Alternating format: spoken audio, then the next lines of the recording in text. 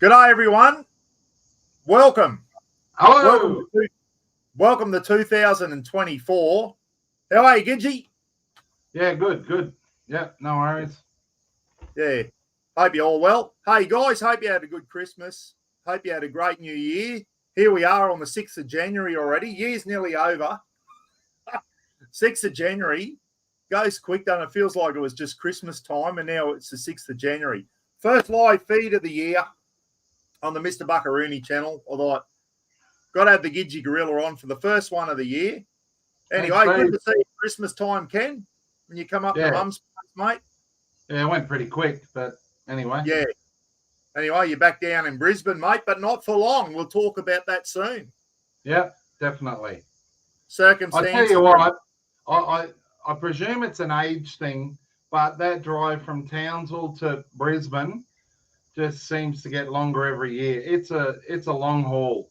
Yeah, it's a long way. For those down south, you just don't realise how big this country is when you try and drive from Townsville to Brisbane, or even worse still, Innisfail's another 3 hours north, Innisfail to Brisbane. You know, it's 2 big days, mate. Yeah. It is. I've done it quite a few times in one hit, and it's just shy of 15 and a half hours. That's 2 10-minute fuel stops and a 5-minute piss stop. And that's flat out. You know, it's a big day, and I don't recommend it. Yeah, I've done Brisbane Townsville twice.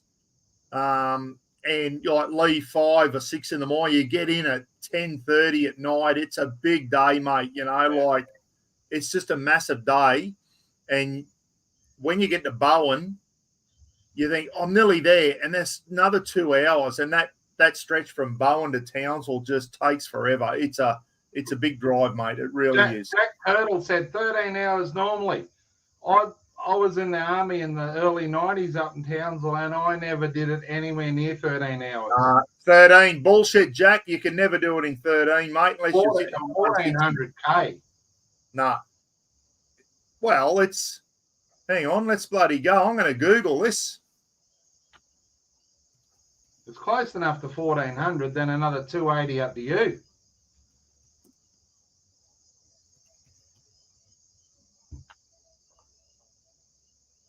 It's saying 15 hours here, 1361. Yeah. Nah, can't be done, Jack. Yeah, well, I'm on the south side of Brisbane, remember? So it's a good 1,400 from down in Kingston to Kerwin. Yeah. You can't do it, Jack. Not in 13 hours, mate. You'd be bloody breaking the world land record. Sit on 100K an hour. It can't be done, mate. And then you take in fuel stops and piss stops and that. No way you can do it in 13. I've done it a couple of times, mate. Even when I was Jack just said he's thinking from Harvey Bay, and that sounds right, Jack.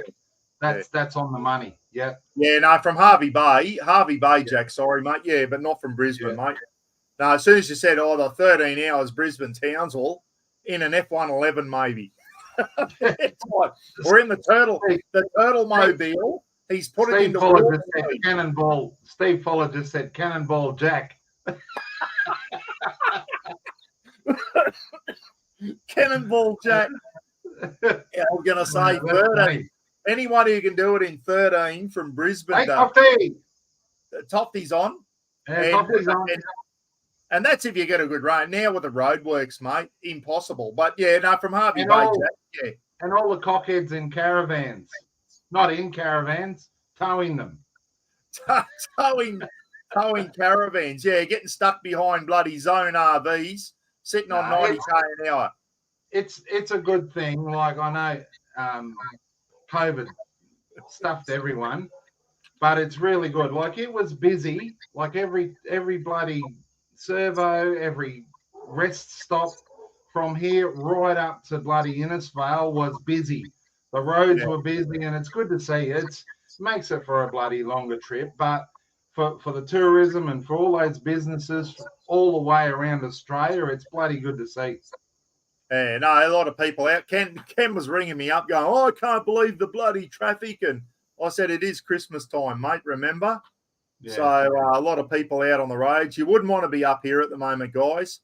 the weather's bullshit. It is stinking hot. I got the aircon stuck on 18 at the moment, and during the day, the aircons aren't even cutting the mustard up here. It's bullshit. It was 36 in the shade today. My neighbour out the back, he said it was 36 in the shade today here. It was hot and humid as well. So, but anyway, it is summertime, I guess. I hate summer up here in far north Queensland. Just those 3 or 4 months of December, January, February, March suck. The rest of the year's not too bad. Then it starts raining, I goes. A bloody bit of rain wouldn't be bad. Andy Rich is on up in the motherland there. G'day, Andy. Morning, everyone. Happy New Year. Good stuff. And Phil, the heat, I'd rather be sitting out in the backyard having a coldie, stinking hot, than in the middle of winter. Yeah. You know what I mean? Freezing cold. Like, I'll take the heat any day.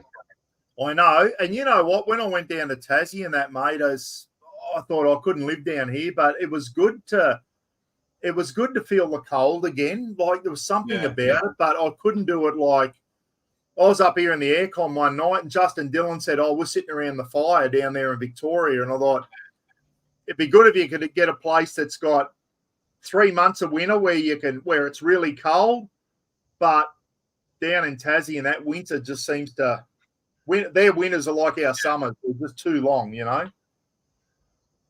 Yeah. Mr. Bullet, cold causes shrinkage. And we all know that. That's not a good thing. Yeah, we can't afford that. Trust Mr. Bullet over there in West Aussie. Mind you, he's in Perth there. Perth gets quite cold. Perth gets hot in summer and bloody cold in winter. I remember I got off the plane there and went to Fremantle a few years ago. And I thought, I forgot how cold Perth got. I flew from Cairns to Perth. And I thought, forgot. Steve W's on there too. Steve and Andy are both on. And some good news, speaking overseas, Mike Blakely, I got a message today on my iPhone. Mike Blakely has received his Rafa chopping board, Terry G, if you're on there. So Mike hasn't sent me a message yet. So, yeah. Chris Anderson said cold weather's no good for the arthritis. I can vouch for that, mate. Feel it in the knuckles and that. It's terrible. Yeah. Tell you what, I'm suffering at the moment. Arthritis in my right thumb. And you know what spurs it on a bit, and I hate to say it, is trying to learn how to play the guitar. I find that my thumb gets worse, like playing it, because my right thumb is the one that not the strumming hand. I'm a left-hander. So I find it's kind of inflaming my thing. I went up to Cairns the other day and the old hand doctor did a few bloody tests on it, and he squeezed down on top and pulled the thumb. And I'll tell you what, it nearly put me through the roof. And he said, I've never seen anyone have a reaction like that to me doing that test on the thumb. I said, mate, that was like getting hit by 240 volts. And he threw some cortisone in it, which settled it down a bit, but it's starting to flare up again. So, Slash Rogers, that's a good excuse for sounding absolutely shite on the guitar. Hey, I was doing a bit of the House of the Rising Sun today, and I'll tell you what, it's coming along. Even Roz was whistling along, and I said, "Do you know what song that is?" And she said, "Yeah, I was whistling along to it." So, no, Brad, I'm left-handed, mate.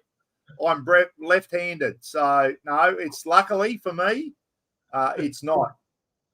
Kylie, my father-in-law was a lefty as a kid. Hang on, I'll highlight this one. I don't even know what it is. Kylie Jemison. My father was a lefty as a kid, and his dad beat it out of him. Pretty common back in the old days. Yeah, I heard that at school. Didn't happen in my day. I went through school in the 70s. That was a familiar sound. What are you on, Gidge? The Sapporos. And Asahi, whatever comes out of the fridge. He's got the Asahis going. Apparently at school, if you picked a pencil up or a pen in your left hand, they used to smack you across the knuckles and go, get it in your right hand. Yeah, so they did slash Rogers. Yeah, so they didn't do that when I was at school. If you're left-handed, you're left-handed. But it is a bit of a disadvantage sometimes being left-handed. And writing on a whiteboard is one of those things where you're right and you just smudge everything. So you've got to keep your hand off the. You've got to rest your hand, but you can't because it smudges. So you got to keep your hand off the whiteboard, and it's shit. So some of the look at this. No, wrong one. Some of the smartest people are left-handed. Thank you, Steve Webb. My brother will vouch for that I am the smartest brother in the family. Well, I write right-handed, but I bowl and throw left-handed. I kick left-footed, shoot right-handed, play tennis and right-handed. That's weird. Yeah, you're a bit of an all sorts. I remember you did bowl left-handed, kick left foot. I do too. I bowl left-handed, kick left-footed. But if I pick a cricket bat up, I'm right-handed. It's just weird, hey? And Jenny Cameron, southpaw, yeah. Not that I get into fights, but if I got into a fight, I would be a southpaw. I would lead with my right hand because my most powerful punch is by far my left hand. Same. My right's a jabber, and me follow-up's the left. And when I was a copper, there's a few people on the fucking end of that, just quietly, excuse my language, guys, and I knew all about it. So your left's the jibber and your right's the jabber. Who said that? I did.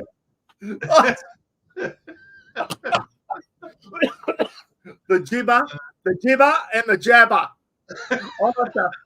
I'll get that tattooed on me knuckles. Jibber and jabber.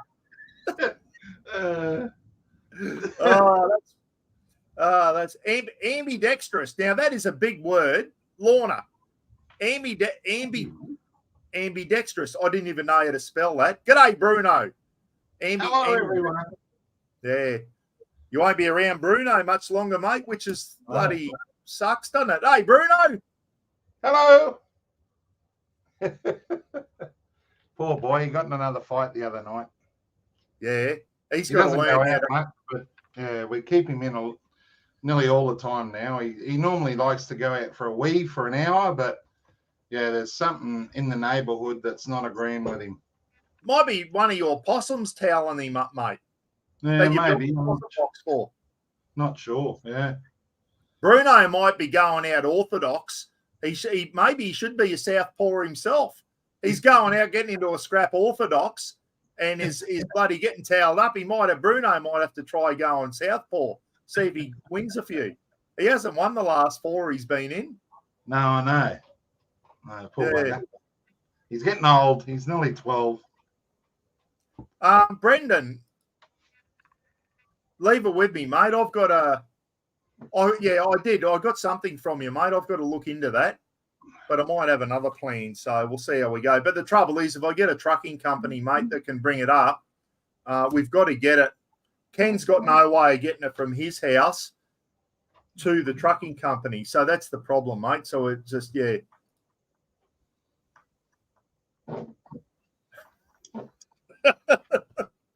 Edward Scissorhands. Russ, I'll never forgive him. He goes, "Buck, want you to be our captain on our inaugural game." He said, "It's just Masters.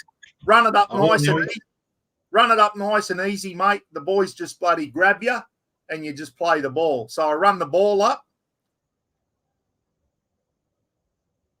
which still cracks to this day. Thanks, Russ. Thanks a lot for that. Yeah, no, it's all right, mate. Just a nice, easy game. Masters, no one takes it for sheep stations, so I run the ball up half pace and get me ribs bloody broken. So that's what happens when you go into a tackle or you don't fully commit. You get hurt, guys. And I ran it up half pace and got bloody put on my ass. And me ribs. Justin Dillon said we can just pop down and grab his trailer if we want. Thanks, mate. You diddly donk. Yeah, I'll drive down to Victoria to grab the trailer to come back to Brisbane to get the smoker. But Brendan said they've got local bangers that run around town. They can pick it up from here. All right, mate. Okay, I'll get in touch with you, mate, if we can if we can make that work, we will. Thanks a lot, mate. We really need some cuzzy bros to lift it on because it's friggin' heavy. Yeah, Rob Richmond will vouch for that. I had to go and get 3 neighbours to help us lift it off the drifter truck. Yeah. So he's built well. If you're wondering what we're talking about, guys, when Snorky was running the drifter store in Brisbane, they had a Pitt Brothers. I'm on the Hans. Pitt Brothers PB1, big offset smoker, and it's heavy as buggery. Anyway, they had a really good price on it, just trying to get rid of it. And I rang Ken up and said, "Do you want to grab that bloody offset smoker that drifters sell them?" Ken said, "Yep." So we went halves in it, and you've had it for a couple of years now, mate. But you've got to leave Brisbane now because we'll talk about this soon. There you go. Someone in his rice burner going past your house. They're just a lot of houses around here, and it's just full of shit bags and shit cars. Oh, here you go. Carl Webb was buried today in Dalby. Let's raise that. Anyone who doesn't know him, he was a fantastic football player. Guys played for the Brisbane Broncos, the North Queensland Cowboys, Queensland, and Parramatta. And Parramatta, sorry, yes. I forgot all about him playing for Parramatta. Wonderful football player. Died of motor neurone disease, guys, and we're going to do an interview soon with Freddie Boots, Danny Bowes. Danny lost his wife to motor neurone disease, and that's what Carl Webb died of. It's a horrible thing. And to tell you the truth, it scares the shit out of me. It scares the shit out of me more than what cancer does, Ken. Carl Webb was buried in Dalby today. So, Carl, rest in peace, mate. Cheers, mate.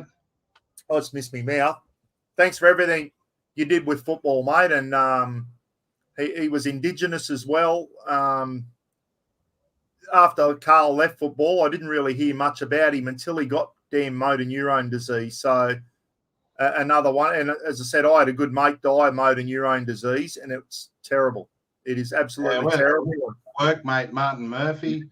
And he just started with a limp, and I just said to him jokingly one day, "You got gout, mate?" And he goes, "No," he said, "I bloody pinged a nerve in my back, mate." And it wasn't long, and he was on a walking stick, then a walking frame. Then he found out he had motor neurone, and then he started slurring, and it was maybe 2 years, poor bugger. Yeah. I think Frithie only lasted a bit over 12 months, mate. Yeah, shit. Ricky Freeman, who won one of the Townsville Chiefs things. Rick's a Molly Duker. I put Rick's picture up on Facebook the other day. He won the Chiefs shirts, which I sent up to him. Always in trouble at school. My bookwork looked like a chook. I've been scratching around. Yeah, I'm not a good one either, mate. Rick, you're a little bit older than me, mate, I think. So maybe back in your day. I don't know. What years was it? Was anyone at school, Jack Turtle or someone, was anyone at school when they used to put the ruler across your knuckles if you picked the pen or a pencil up left-handed? Apparently they did that in the old days. They used to crack you across the knuckles if you even looked like being a left-hander. And another story here, Ken, when I joined the army and we had the L1A1 SLR, and I used a rifle left-handed. Didn't realise till many years later, I was an absolute shit shot with the SLR. I think I passed Kapuka with the 7.62 millimeter pencil through the targets to qualify me. Didn't realise till later, my right eye is my master eye. I've got a blurry left eye, and I mean blurry. I haven't got 20/20 vision. I've got a blurry left eye. When the Steyr came in the early 90s, 91 I think it was a shit of a weapon to use left-handed. So I forced myself to use that right-handed, and I was a far better shot on the Steyr than I ever was on the SLR. And the reason is because my master eye is my right eye. And there's a thing you can do to work out what your master eye is. And my master eye was my right eye. So I always shot the Steyr. I shoot a pistol left-handed because you keep both eyes open. But with the Steyr, I shot that right-handed. Did you were right-handed with the Steyr, mate? Yeah. What about the SLR, right or left? Right, both right-handed.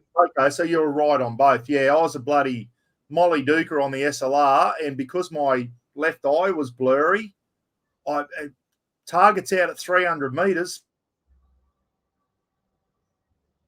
Oh, Greggy Campbell said I was cockeyed, and I was.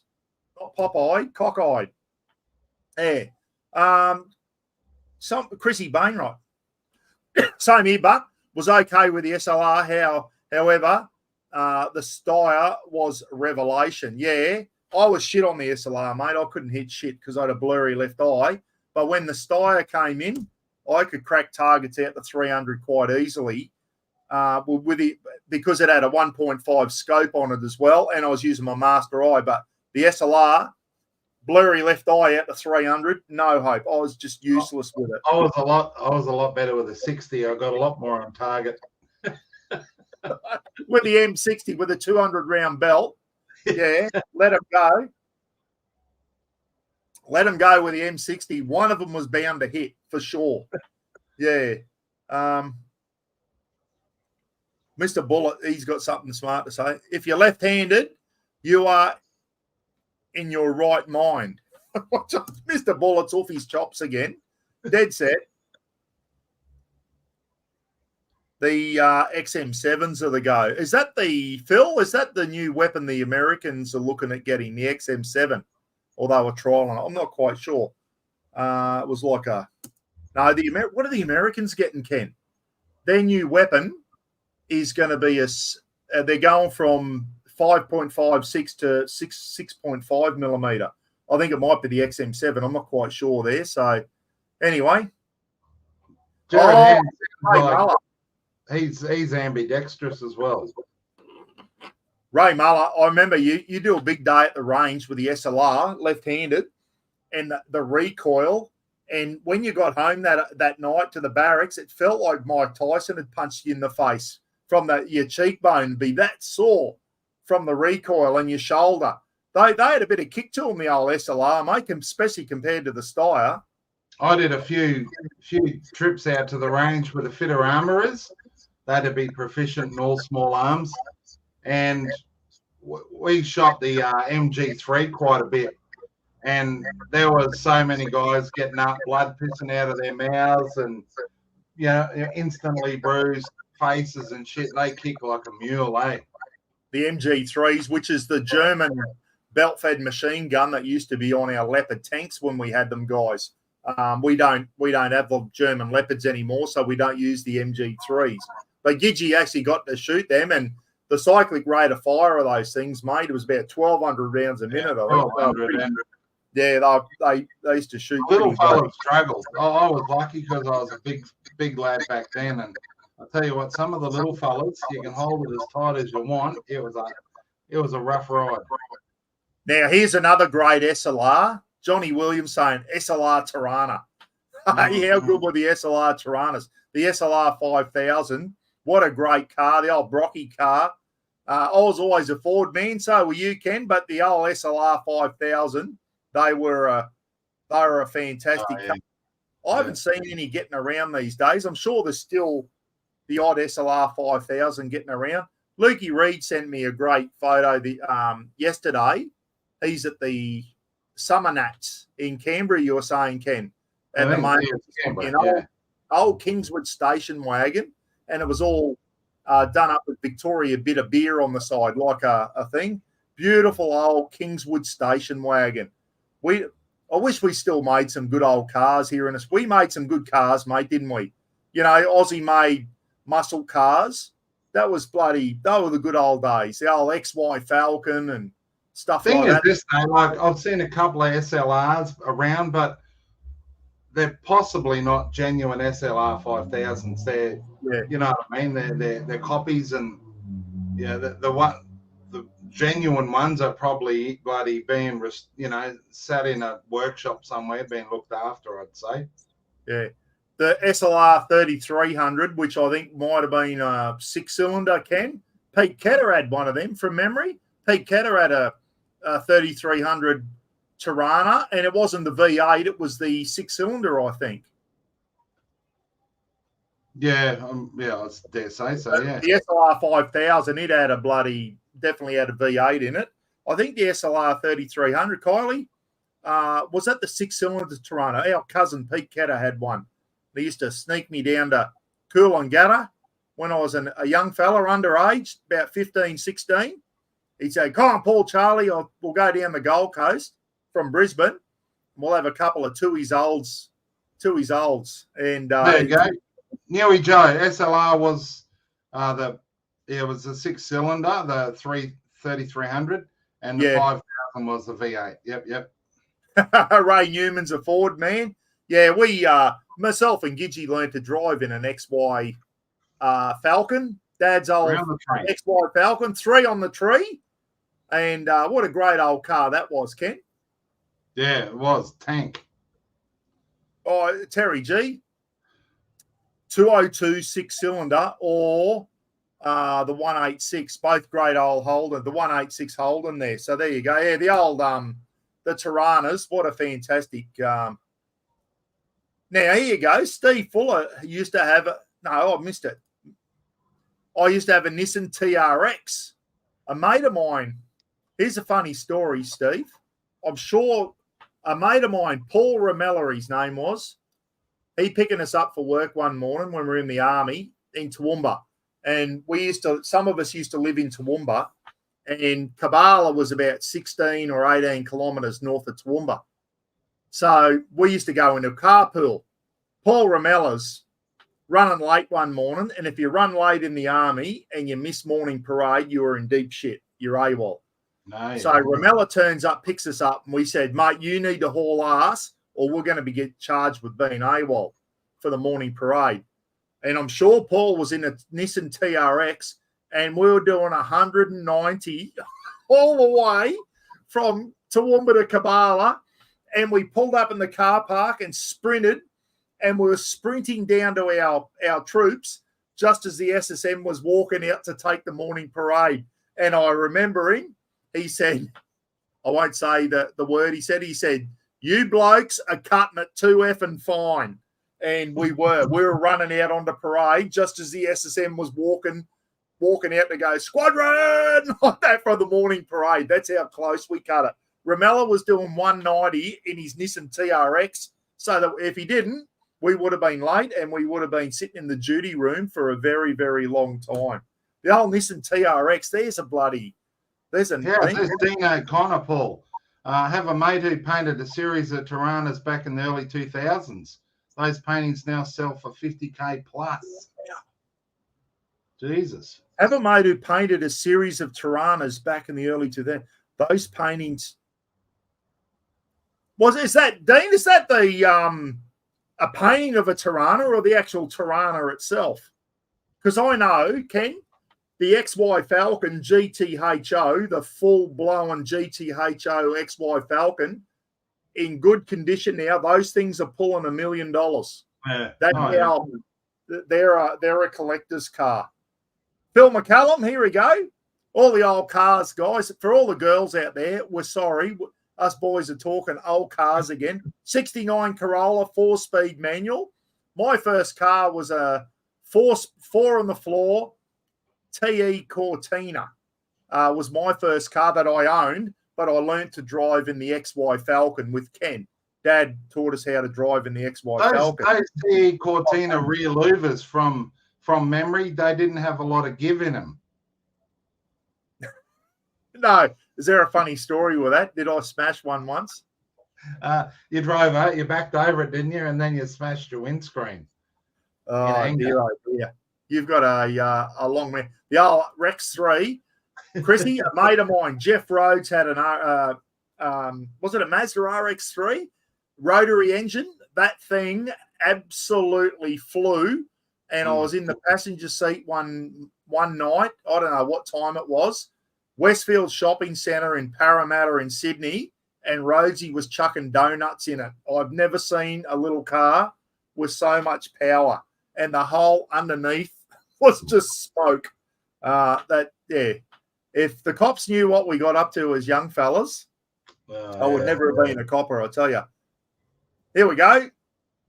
Steve W. over in the UK said, my first car was a Vauxhall Viva.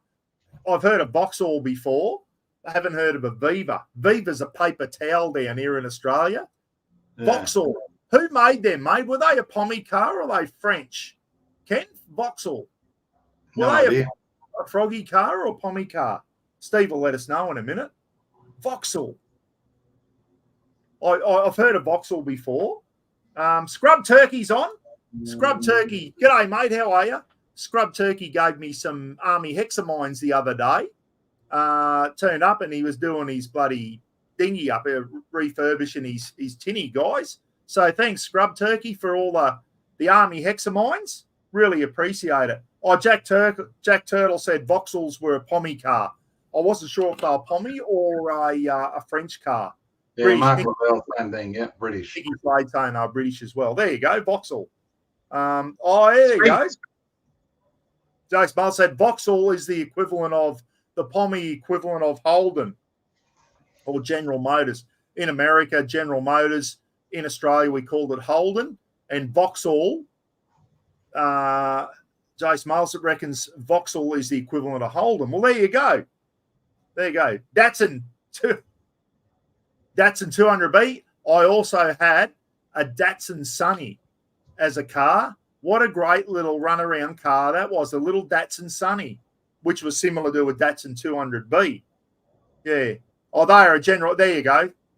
Jack Turtle said Vauxhall is a General Motors, which is the pommy equivalent of General Motors in America. Speaking of cars, my son gets his 2024 Ford Raptor this week coming. Yeah. Finally. Yeah, Nutty picks his Ford Raptor up next week when he's out in the mines at the moment, Ken, Nutty. And he gets home on Tuesday or Wednesday. And his Ranger's going to be waiting. Not his Ranger, his Raptor. Ford Raptor's going to be waiting for him. 98 grand off the shelf. Yeah. One thing I do like about them, they've got good suspension on them from standard, and they also they come out with BF Goodrich all-terrain tyres, unlike bring these four-wheel drives out, and they got road highway tyres on them. I just don't get that. At least Ford throw the BF Goodrich KO2s on there, mate, which are an all-terrain tyre. One thing I like about them, I'd never been in one until early. My mate bought one as a get-around-town vehicle, the next-gen Raptor. Size, like Mick and I are big lads. Width, head height, footwell, everything. They got a lot of size in them. They're brilliant. And as I said to you earlier today, he gunned it up a fairly steep hill in Early Beach, and it was still pulling at the top. It was going. They're quick. Yeah. Brenny Osborne, I had a Datsun Sunny and spotted through a pool cue. I'll tell you what, mate, that little Datsun Sunny was it was a good little car. Just to get to work and back and that, it was a great little car. The old Datsun Sunny. Yeah. Adam Arnold saying, and heaps of horsepower. What's the Raptor got in it, mate? It's a 6-cylinder petrol, isn't it? Yeah, it's I think twin turbo 6-cylinder. I think. Yeah, they did originally come out in a 2-litre twin turbo, but that engine's too small for a big vehicle like that. They've now got a V6 in them, twin turbo V6, and you were saying, mate, they bloody haul ass, eh? Oh yeah, they're good. They're just a comfy car, bloody. Yeah, awesome. Love it. I tell you what, if I, depending on how this year pans out, I'd definitely consider getting one if I get once I get another job, I might indulge as well because they're a good rig. Yeah. No, Ray Muller, V6 diesel. No, they're not diesel, they're petrol, mate. I'm pretty sure the Raptors are definitely petrol. Yeah, Mick runs his on 98 unleaded. Yeah, there you go. And they will run on 98, 95 or 91. But the guy who owns one off Car Expert or something on YouTube, he said you definitely notice the difference. If you run it on 98 and give it a boot full, you definitely notice it. Mm. Yeah, they're a 6-cylinder. Yeah, Lukey Alexander saying the Ford Ranger, which is what Rob Richmond's got, guys. The Ranger was the #1 seller car in Australia in 2023. Took over from the filthy Hilux. So there you go. I'm gonna upset some Toyota fanboys now, guys. Now while I'm on it, I've been wanting to say this for a while. The new 70 series, the 76 series, which is the what Pete from WA Camping's got. Only he's got the V8 version. You got the Troop Carrier, the 78 series, the Troopy, which previously had a V8 in it. I'd love to own a Troopy, Ken. They are bloody. I've driven Troopies when I was in the Coppers up in Cape York. They were good. Old V8 Troopies. Great vehicles. And the 79 series, which is what Ronnie Dahl and all those guys, all the guys seem to have 79 series. Well, when the new Hilux came out and the Prado, they went to a 2. The Hiluxes used to be a 2.7 turbo diesel, they were a 3-litre turbo diesel. Sorry, they had 2.7. Then they went to 3-litre. Then they went to a 2.8-litre turbo diesel, and they put it in, I think, the Prado and the Toyota Hilux. Not once did I ever hear anybody, including Ronnie Dahl, who bought a Hilux, not once did I ever hear them say, this thing's got as much power as a V8. Never heard him. And Ronnie had a Hilux. He sold it. Not once did he ever say, like he had some good raps on it, don't get me wrong, but not once did he ever say, this has got the power of a V8. Well, fast forward, and they've thrown the same 2.8-litre turbo diesel engine into the new 70 series, the 76s, the 78 Troopies, and the 79 single and dual cabs. Automatic, 4-cylinder, 2.8-litre turbo diesel. Now, all of a sudden, that same engine is as powerful as a V8. It's as powerful as a V8. Why wasn't it as powerful as a V8 when it was in the Hilux? But now they've thrown it in a 70 series. It's as powerful as the V8. What a load of shit. The Toyota fanboys all these years did nothing but hang shit on Nissan Patrol owners saying, oh, you went from a bloody 4.2-litre 6-cylinder and you've gone down to the 3-litre turbo diesel, blah, blah, blah. But now Toyota's done the same thing, which I don't think I agree with it. They've gone down to a 4-cylinder in the 70 series. But speak to all the Toyota fanboys, they're as powerful as a V8. What a load of shit. I'm waiting to see some of the Toyota fanboys come on here. Not one to hear Ronnie Dahl say that his Hilux was as powerful as a V8, but now all of a sudden it's in a 76 series. It's as powerful as a V8. What a load of shit. The old Toyota fanboy. Comment from Phil McCavity. Had his 76 on order for 26 months, still no build date.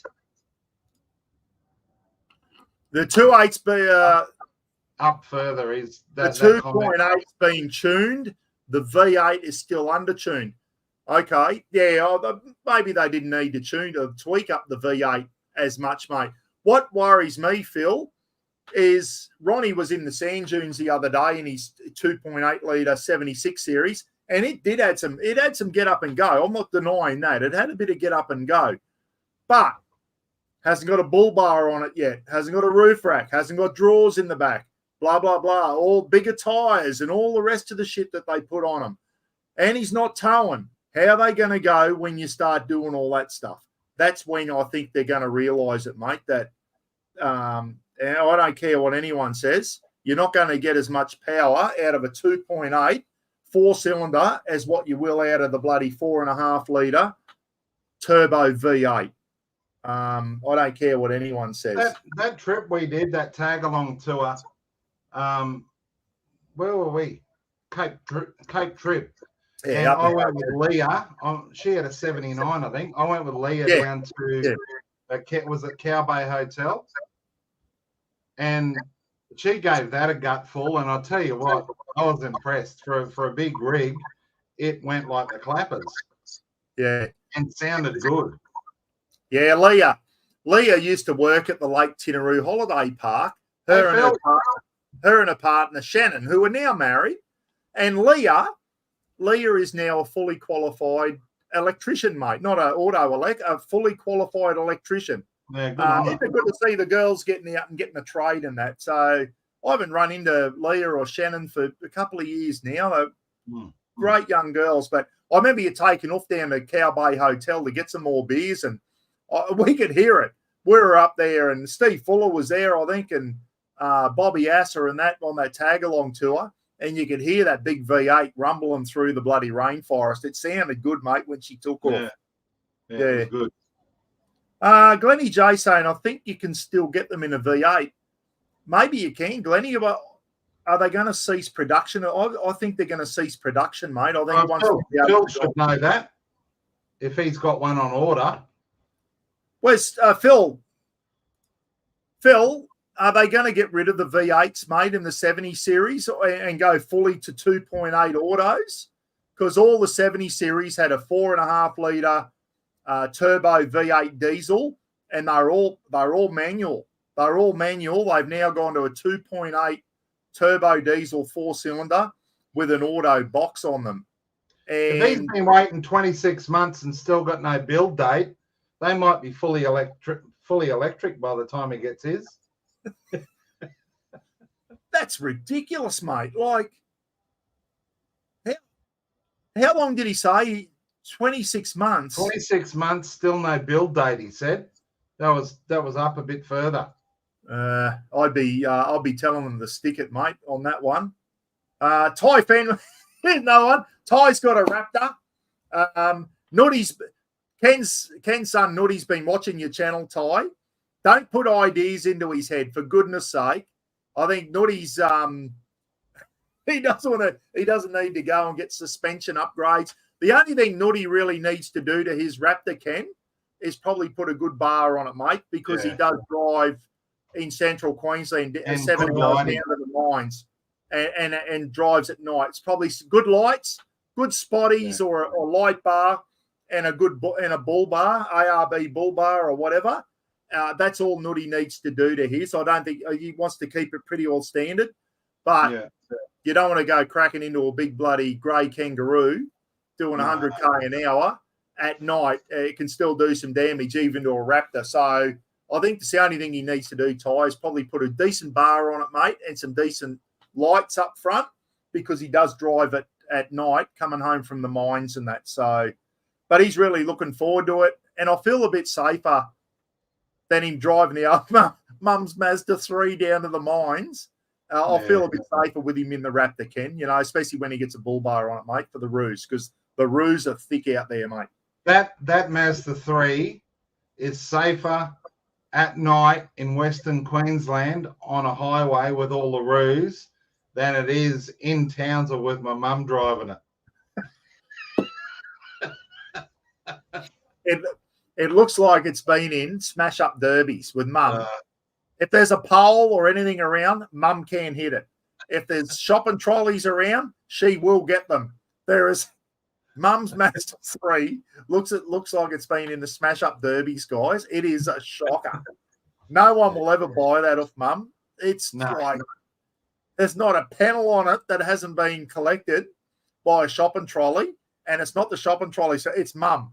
Mum's done the damage. Yeah. He comes home one night and, my bloody hubcap's missing. And she smacked the gutter. And the hubcap's come off. I had to get her a new hubcap off eBay and that for a Mazda 3. Yeah, I was driving along University Drive, and next thing, and the whole half the front end of the car had fallen off because mum had gone over a gutter and smacked it and just broken all the undercarriage. So I've had to tape it all up at a shopping centre to get it home. Mum always goes, I've been to the doctor. I've got my license for another 12 months. And I just go, oh, no. I'll wait for the day the doctor goes, Pam, your time's up. Hand your license in. But mum comes back, I've got my license for another 12 months. It's like, oh, no. Oh, no. Jack said he should get a shoo-roo. Paul put them on the Mazda 3, Jack, and Nutty pulled them off because he didn't know what they were. I did that, Jack. I bought some Shurus, and you know what? The jury's still out on whether those $5 stick-on things from Super Cheap. I ran them for 13 years on my little Mazda 2. I used to finish work at 7 o'clock at night at the prison, get a bloody coffee or whatever, refuel, and I'd drive home to Innisfail. 3 hours, saw a lot of kangaroos and that. Never collected a kangaroo in 13 years at driving at night in my little Mazda 2. I ran Roo shoes. And I don't know, I'm not saying they definitely work, guys, but I never collected a kangaroo. I used to, quite often, you'd see a Roo up ahead and it used to like sit up and look around like they can hear something. My old dog Kobe, Ken, my old golden retriever, I got a Roo shoe once and I went and I blew through it and he just sat up and looked around. So animals can definitely hear something coming out of those things. They reckon it stops the kangaroos jumping in front of cars. Listen, it's probably not 100% foolproof. Kangaroos can be unpredictable. So anyway, Nutty's driving down to the mines, Jack. I bought a set of the big one, the big Roo shoes, stuck them on Mum's Mazda 3. Nut goes, what are these stupid looking things, and rips them off. So if he ever hits a kangaroo, Ken, well, has he hit a Roo? Yeah, he hit one once. Yeah, he hit a Roo, and that's right. And I said, I've got Roo shoes on there. He goes, no, I pulled them off the car, and he hit a kangaroo. So there you go. Hang on, I'm going to do a poll, guys. Hey, just quickly while you're doing the poll, Chris Bainwright, Off-Road Animal does good-looking bars for them. Yeah. I think Nutty's mentioned Off-Road Animal. So yeah, Chrissy. Definitely looking at it. Yeah, I know Tofty's got an Off-Road Animal on his 300 series, I think. I'm pretty sure. And Nutty has mentioned Off-Road Animal, Ken. That could be one of the bars that he goes for. Yeah. Monkey just said, hey, Buck and Gidge, on holes in Queensland from West Oz. And joined late because we got distracted at Yatla Pies, which is easy to do. I tell you that what. Is a popular spot. How Yatla Pies is very, very popular. Welcome to Queensland, Monkey. Welcome over to the East Coast, mate. Welcome over to us filthy Easterners. But we're probably the best of the bunch, us Northeasterners. Have you been down to Mexico, mate? You've been down the south there at all and mixed it up with the Vicks. Go over and give them heaps. I'm going to do a poll if I can. Start a poll. Here we go. If you've ever used them, or let me know what you reckon if you have used them. Do Roo shoes work? They're the little things that you put on your shoe roos or Roo shoes? Shoe roos. Roo shoes. Roo shoe away roos. Who gives a shit? Here we go. What would be better doing would be polling all the kangaroos that have been hit. Whether what they've been hit with cars with or without Subarus. Well, unfortunately, they're not around to poll at the moment. So we'll give that a go. If you've got a Roo shoe, do they work, guys? I know the jury's out. I actually did a video clip on these once, Ken, and it got a lot of people interested, and a lot of people were going, yeah, I reckon they do. And people were going, no, they don't. Roz and I did. Here's another story for you. We were traveling down to Drifter event at Gloucester 5 years ago or whatever. We hit a small kangaroo outside Charters Towers. He popped out of the grass and dong, got him with the bull bar. Got an ARB bull bar on the front of the BT50.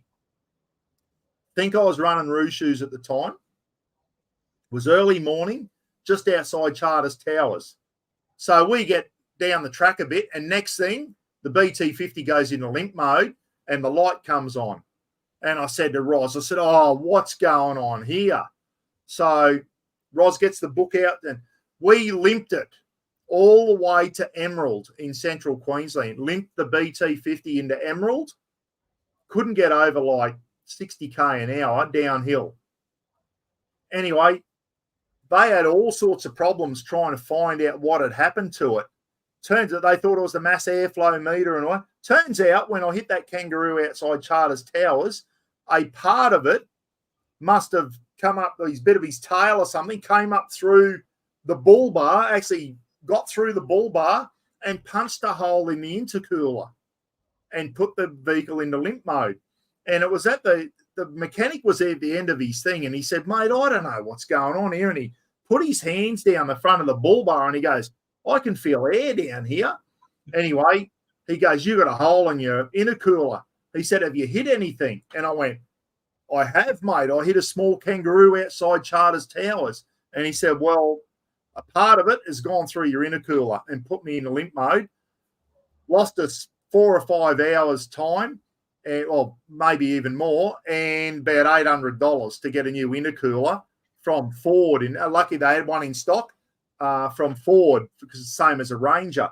So, yeah, a little kangaroo put us out of action when we were going down to the Drifter event. So Brad Howell said limp mode is what happens when your shoes fail.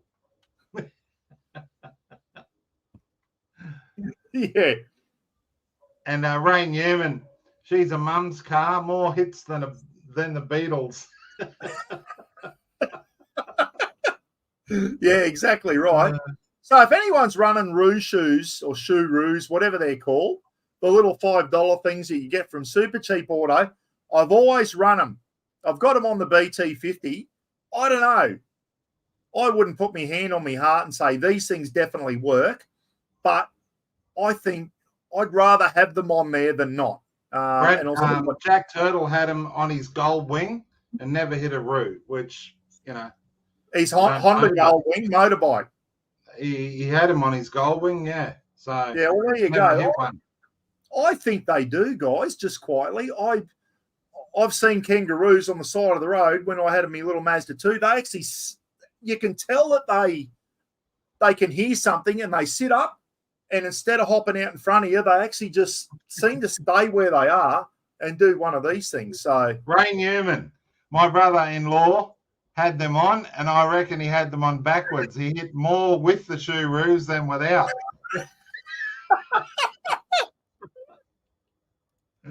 Oh, backwards it might attract them, eh?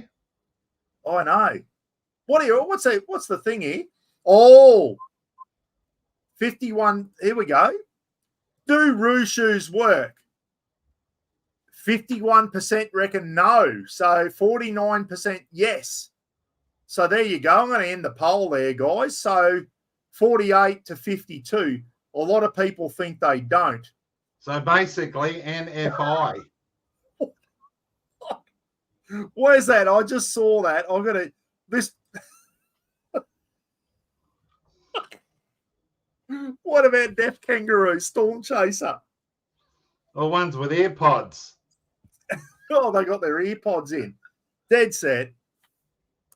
I can't believe it. Hey, last year, do you remember me talking to you about, we all know Jack Turtle is currently got bowel cancer, guys.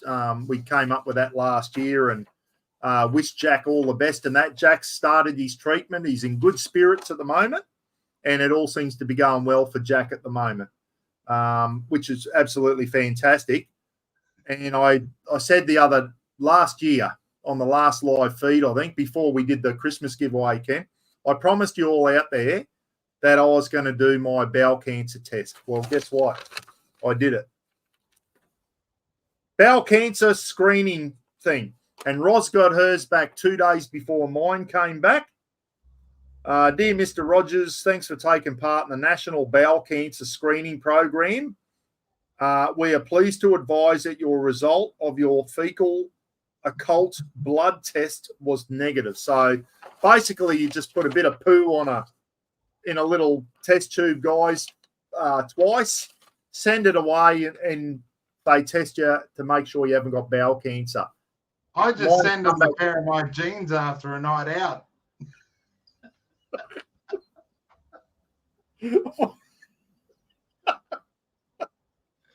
Oh, dear idea. So there you go. I'm negative. Roz is negative. And I said to everyone out there, if you're over 50, guys, and you have not done your bowel cancer testing kit, and there were a few of yous in this thing. I won't mention your name, so I Thanks, remember CJ. your name. A few of yous said, mine's sitting on the bench. Well, guess what? I got off my ass and did mine. Well, you have to, don't you? Well, you do have to get off your ass to do it. So, Philip W. Yeah. It came back and said you're gay. Who said that? Philip W. Oh, Phil Weber over the ditch. No, I've been in prison that long, Phil. Let me tell you. Yeah, on a serious note here, bowel screening is so important. It's the only time you can post shit. Oh, here I go. So this is important. Storm Chain, the bowel screening is so important. It's the only time you can post shit to the government and not get in trouble. I like that, mate. I'll pay that one. I'll actually pay. Brad Howell, give yourself an uppercut. There you go. I'm guilty. Get into it, mate. Do it. Do it, please. And anyone else over there who has received their bowel cancer screening kit in the mail and has got it sitting in the bloody house somewhere and hasn't done it, do it. Do it. Yeah, Chris Mack had a mate's old man that put it off for 3 months. He did the test and it saved his life. There you go. Say no more. Chrissy, thanks for that, mate. Say no more. And speaking of Jack, Jack did his all the time. I said, Jack, did you used to do your screening things? He said, yeah, absolutely. So, you know, if they can get it early enough, they can treat it. And that's the whole idea about it. It doesn't stop you getting bowel cancer, but if they can pick it up, it's like prostate cancer and a lot of the other cancers you get, guys.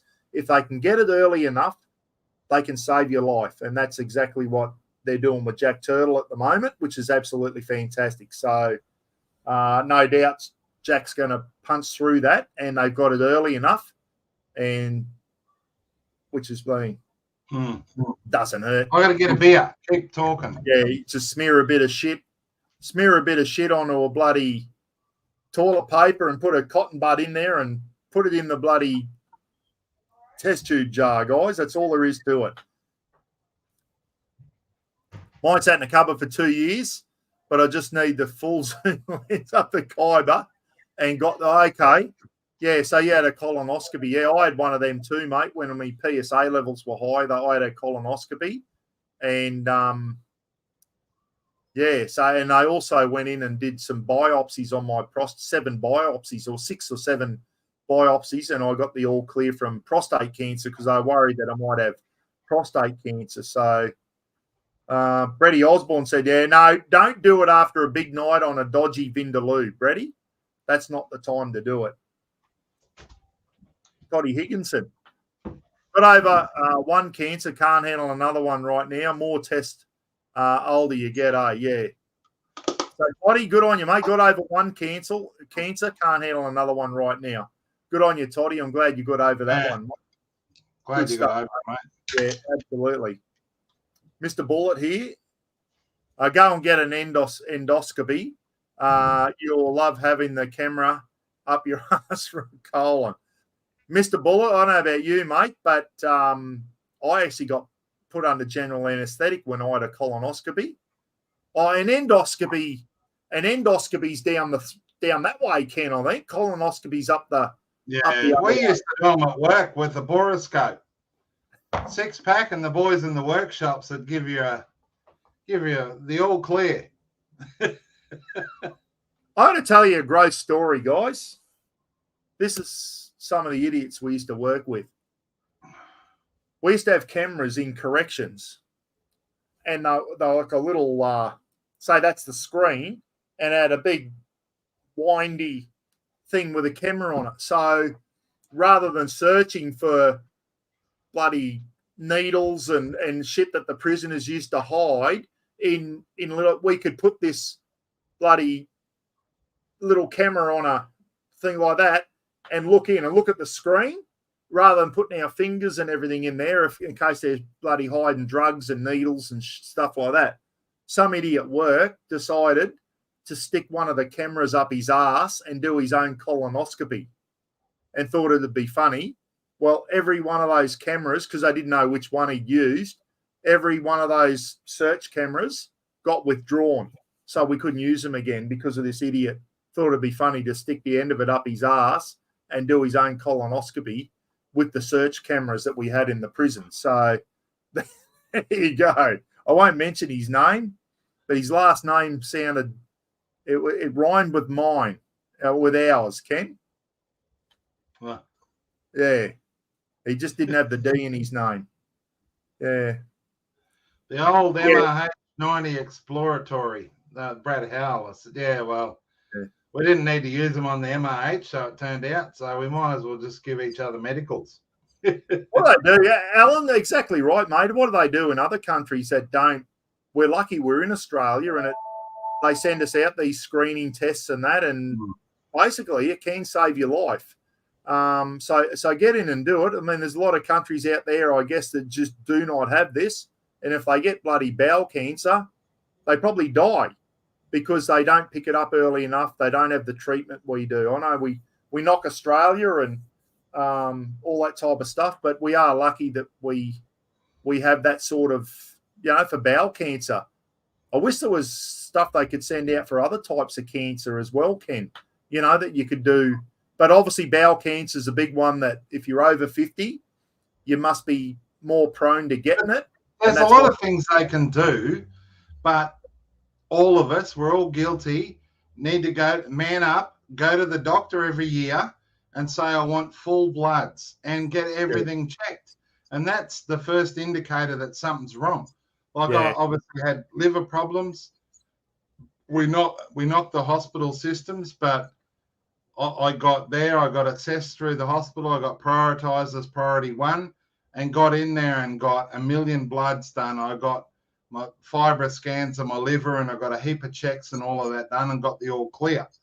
Yeah. You know what I mean? But that started off the back end of blood tests. If you don't get blood tests, you could be just rotting away from the inside with everything known to man and you won't know.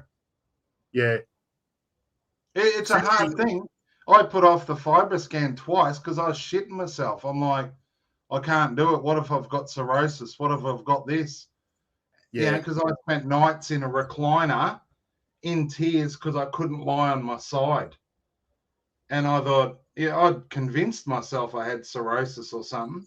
But the lady on the phone convinced me. She said, just come in and do it. The chances are you'll be fine. And I was, but you know what I mean? Like everyone puts it off and it's, it's too late. There's a lot of free testing for cancer. And as what Ken said, Nikki, was guys and girls, if you're over 50, every time you have your birthday, book yourself in and get a bloody blood test and get them just a basic blood test. They can check for so much thing. If there's any sort of cancerous cells in your body, the blood test will pick it up. If your PSA level's high for prostate cancer, it'll pick that up, which is what it did for me. If you've got high cholesterol, it'll pick it up, which could help you save you from having a friggin' heart attack, all that type of stuff. If you're over 50, guys, get a blood test every year. Get a blood test every year. We'll move on. Mark Lavelle, we'll get off the blood test. We need to keep talking about that. And, like guys, girls, it doesn't matter. Man up and go and do it. And just say, mate, check me from everything from A to Z. And it's a good feeling. They'll call you back in and they have to call you back in if one of those parameters is slightly outside the normal range. Yeah. It's not a bad thing. And then they'll go, just adjust this, adjust that. You know what I mean? Like I found out I've got hemochromatosis gene, which is probably why I've got high iron storage levels. So I had some venous sections to bring that down. So, it's daunting, but just go and do it. Yeah. Mark, CJ asked about Early. We'll talk about that soon. Mark Lavelle, do you like the Traeger? Yes, mate. It's brilliant. Like we've only had small, things to do with it, me and Paul. But like the last time we used it up, I used it up in Townsville. It was all set up. My son went to the pub with his mates, And I'm just going, I'm doing this now. And he just adjusted the temperature and shit from the pub. And when Yeah. I finished, he just said, let me know, Dad. I just texted him. I said, yep, done. And he just initiated the shutdown sequence from the pub. Like, just amazing. They are really worth the money. Paulie's saying I've been doing, I presume, blood tests. Been doing blood tests since I was 40. Good on you, Paulie. Lead by example, mate. Yeah. And last bit on the medical side of things, Ken. I had a blood test on my birthday a few years ago. Doctor rings me, need to see you. I thought, oh, shit, this ain't good. Come in, your PSA levels are high. That led to a colonoscopy. It led to me getting biopsies on my prostate. Even though I got prostate problems, guys, I got cleared of cancer. So it just puts your mind at ease. So just don't be a sook. Get out there and look after your health, especially if you're over 50, guys. Especially if you're over, and even the ladies as well. Go and get your pap smears and your mammograms and all that type of stuff that the female for breast cancer and all that type of stuff. We've got a member of the community, female member of the community at the moment, suffering with breast cancer and all that type of stuff. So it is a real thing. So go out, and whether you're a guy or a girl, bloody get out and do the testing that's required of you, and bloody it could save your life. So anyway, let's move on. I wish Phil, he said, a bit of a chick magnet with all the iron in you. But no, I think it's the opposite. I'd piff them off. Here we go. Danny Fletcher saying, evening all, just joined into the chat. What have I logged into? Wishing you all the best, Jack. My dad is a survivor of bowel cancer. There you go, Danny. Thanks a lot. And Jack Turtle will be too. I think they've caught Jack's nice and early, and Jack will go through. He's already started it. He'll go through what he needs to do, and he's going to punch through the other end. And Jack's in good spirits. He's on here with us tonight, guys. So, yep, good on you, Jack. And we'll support Jack through that as well. You know, like you need to talk, which leads me into Timbo's on. Hey, Timbo. Where's Timbo? Timbo, and your mental health. Have a good chat to a head doc or a mate or something, like, which we'll get into. But hey, Timmy, you know, we've harped on it's probably as important as your physical health. I won't say more important, but as important. Yeah, and we all know we had a wonderful member of the community take his own life last year, guys, and we don't want any more of that happening. It upsets everyone. So if you're not doing well mentally, just have a chat to someone about it, eh? Have a chat to someone about it. That could be all you need to do is just open up and bloody have a chat to someone. Yeah, Dicko Destination, fight hard, Jackie. Will. Jack's an old bloody battler, mate. He's no one harder than Jack Turtle. Jack will fight it all the way and he'll beat it. There's no doubt about it. He'll shit it in. Jack did his Jack used to do his bowel cancer tests every year, Ken. Because I actually asked her, I said, did you? He said, yeah, mate, every year without fail, I did them. Is Roz looking on there? I don't know if Roz is outside. I don't know if she's on the iPad tonight. I think Lizard Ears needs to go, whoever he is. I'll block him. Going on about UN bullshit. We're not on about that. Goal power, and yeah, all right, get rid of him, mate. We're not talking about that, are we? Lizard Ears. He's just using it as a... Yeah. Mate, we're talking about bloody people's health and that, mate. We're not talking about coal mining and all that type of stuff. So, yeah. Find him now. Guys, you want to ask a question, by all means. But don't come and find him out. Yeah, don't come on and try and run your own agenda on here when it's got nothing to do with what we're talking about, guys. I didn't really get the gist of what he was on about there. Something about the United Nations and mining coal and all that. You can just tell he's just in there to shit stir. Newy Joe, Gidge bought 2 of your kick-ass lithium handy packs you were wrapping last live feed. Mate, I'll be very surprised if you're not happy with them because I love mine. And for $2.79, I think they were. I don't know if they still are. Yeah. That is bloody good value. They are brilliant. Like the girl I live with here, Dee, she takes hers up camping up to Agnes Water to a block, and it's all she needs for the whole week just to recharge her phones and her lights and all of that sort of shit. Yeah. They are brilliant, really good. Now, listen, don't expect too much of it. You're not going to run big bloody 95-litre fridges and that off it, but for just a little thing to charge run a LED light, charge your phones, your batteries and all that, that's all you need for $279. I was talking to Steve Fuller today, guys, about there's a lot of ads out at the moment. You're seeing they're getting really popular about these solar power stations and all that. My God, some of them are expensive. Cannot justify the expense of them. I really can't. I still think you're better off just grabbing a battery box and throwing a bloody King's 120 amp hour lithium battery in the bloody things. Unless you really need that 240 volt inverter and all that type of stuff. If you don't need that, if you just need something to charge your phones and your batteries and you run some lights and that when you're out bush. I was in Kings the other day, Ken. They got a little 60 amp hour lithium battery now. Yeah, and I was next to you, dickhead. Hey? You were. I was next to you, dickhead. You were with me. Well, if you're just going out and you just want to keep your phone charged and stuff like that, that's all you need, isn't it? Nice little compact light thing with a couple of USB cigarette thing and a couple of USBs on it to charge your stuff when you're out camping. I think we're getting a bit fancy. We all want 3,000 watt inverters to run coffee machines and I don't know, guys. I'm still happy to run the butane bloody gas stove up and have an instant coffee when I'm out camping. I think we're getting a bit too fancy. And these bloody solar power stations that are out at the moment, some of them are ridiculous prices, and I cannot justify spending that money on them. I really cannot. There it is here. There you go. Yeah.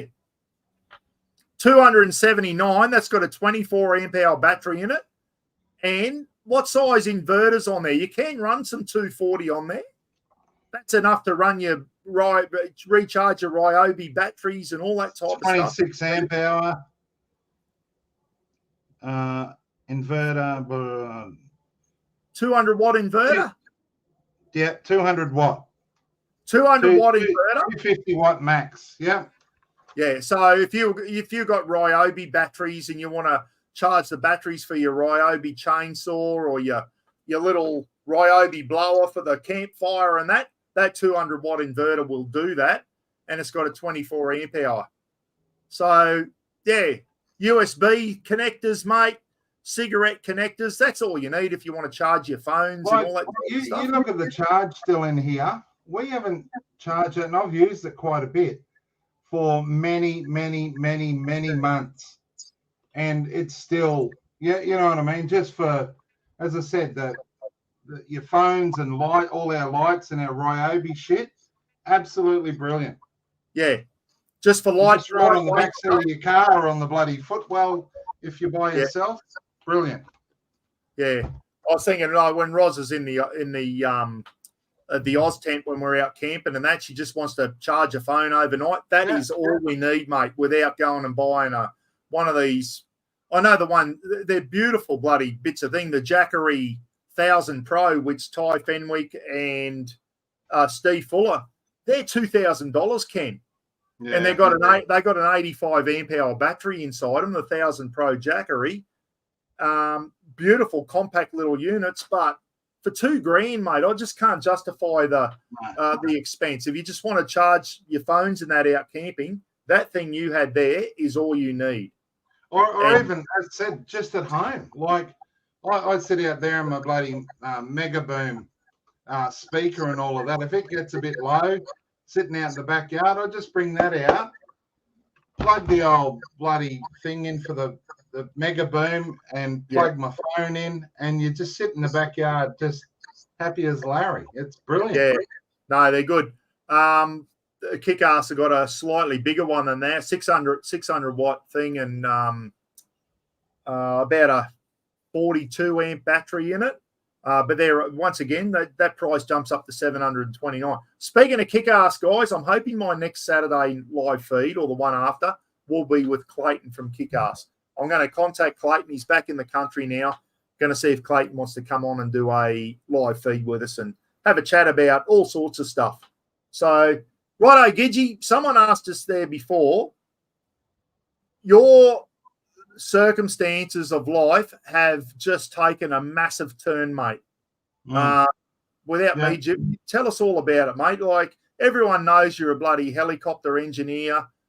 You're pretty high up, mate. You're the deep maintenance manager. You were the green poobah of the deep maintenance on the Army helicopters, which aren't around anymore. Now, I know you don't want to go too deep into the politics of why we got rid of the Army helicopters and all that type of stuff. That's down a whole different rabbit hole, mate. But at the end of the day, the Army got rid of their helicopters and you're out of a job, mate, and your life has taken a big turn.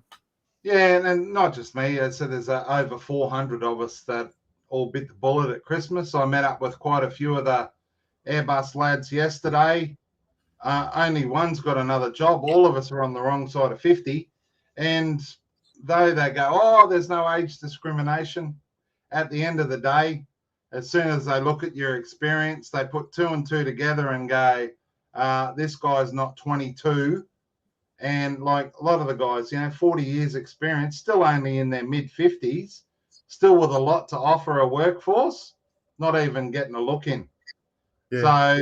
So pretty much the whole group yesterday, no one knows what their future looks like. So, it is what it is. The government pulled the pin on them, and they didn't do it as they should have.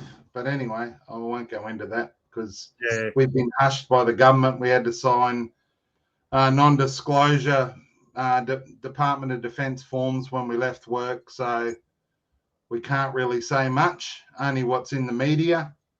But, it's not good. All the guys yesterday, we had a big chat about it. And even Airbus, we weren't treated well by Airbus. Like a good mate of mine today said, the old saying, men in ties tell lies. And we were told a lot of bullshit from the top down and not told a lot of stuff, and just pretty much, we knew that we were done, but there's a lot of stuff we weren't told, and everyone's left with a sour taste in their mouth. But hey, onwards and upwards, we gotta move forward now. Ken sent me a photo the other day of the boys, their last day at work out at the Brisbane airport. They used to do the deep maintenance on the Army MRH-90 helicopters, guys, $50 million helicopters. These lads are very, very skilled and talented tradesmen. They're aircraft engineers. They're either airframe engines, electronics, structures. Like, there's a lot of different trades, Ken, that go into maintaining a $50 million helicopter. Ken sent me a photo and said the boys' last day, they all went to the pub on the Friday afternoon. That was their last day at work. And as Ken said, a lot of them don't have a job to go to now. A lot of them have got mortgages. They've got families. And it showed a few of the boys at the pub sitting there having a beer after their last day of work. And at no fault of their own, that they're now out of work. It just sucked, mate, seeing some of them fellas were older than me. They're good tradesmen. They've done their bit for the country, mate. And now they're out of the job. And it's 95% ex-military. Yeah, all ex-military boys, a lot of them. And it's all because of mismanagement from politicians and senior people in the military making bad decisions, Ken. It was nothing to do with, the helicopters were bloody falling out of the sky because the boys weren't maintaining them properly. We lost 3 of those helicopters. And it wasn't the fault. It wasn't because they were bloody poorly maintained, mate. No. And we won't go into it. We lost 5. You got to remember, we lost Mark Lavelle. Yeah, I did get a redundancy, mate, and that's why I don't really have to stress. But guys that had done less than 7 years, when you're long service and that doesn't kick in, a lot of them had to jump ship. So Out of the 100-odd maintenance guys we had, only 2 have remained in Army rotary wing maintenance. Everyone else has left the industry.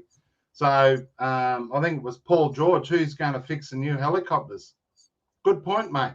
We had a major general come and talk to us, about 400 of us, with CASG, saying they want to retain everyone for the future capability of 29 AH-64E Apaches and 40 UH-60M Blackhawks, plus the CH-47F expansion, the Chinooks.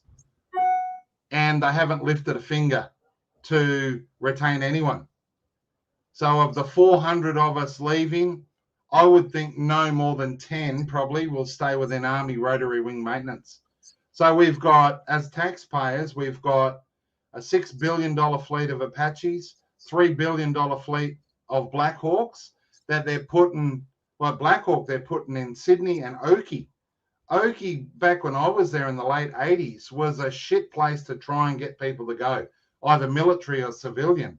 Yet they're gonna put 20 Blackhawks out there. Yeah. They won't have anyone to fix them, and they all seem. And I explained this to the general. I got the microphone and I let him have it, and I just said how long it takes someone to become proficient in our game, and it's a long, long, long haul. And yet they've just let everyone just walk out, and there's guys going fixing forklifts now, working at Hastings Deering, working at supermarkets, just doing shit. Like highly competent people have just left the industry. And to replace them now, decades, absolute decades. Well, you've got to do apprenticeships and that to do some of the work that you guys did, mate. Yeah. So when we get these bloody multi-million-dollar Apache attack helicopters and the new Blackhawks, we're going basically what Ken's saying, we're going to have no one to fix them. We're going to have nobody to keep them in the air because they've just let 400 of them go. And it's just, Chris Mack said, is that the same craft that had problems in the inner Sydney park? I think that was an MRH, but if they get a chip light, they've got to land. And that's happened a million times on Blackhawks. As I said, Blackhawks, we lost 217, then 209 and 113, 216, and then 221. Yeah. All ended up being aircrew pilot error. And we lost a lot of good men in those. And it's, you know what I mean? But they fly them hard. They're not flying them from one airport to another.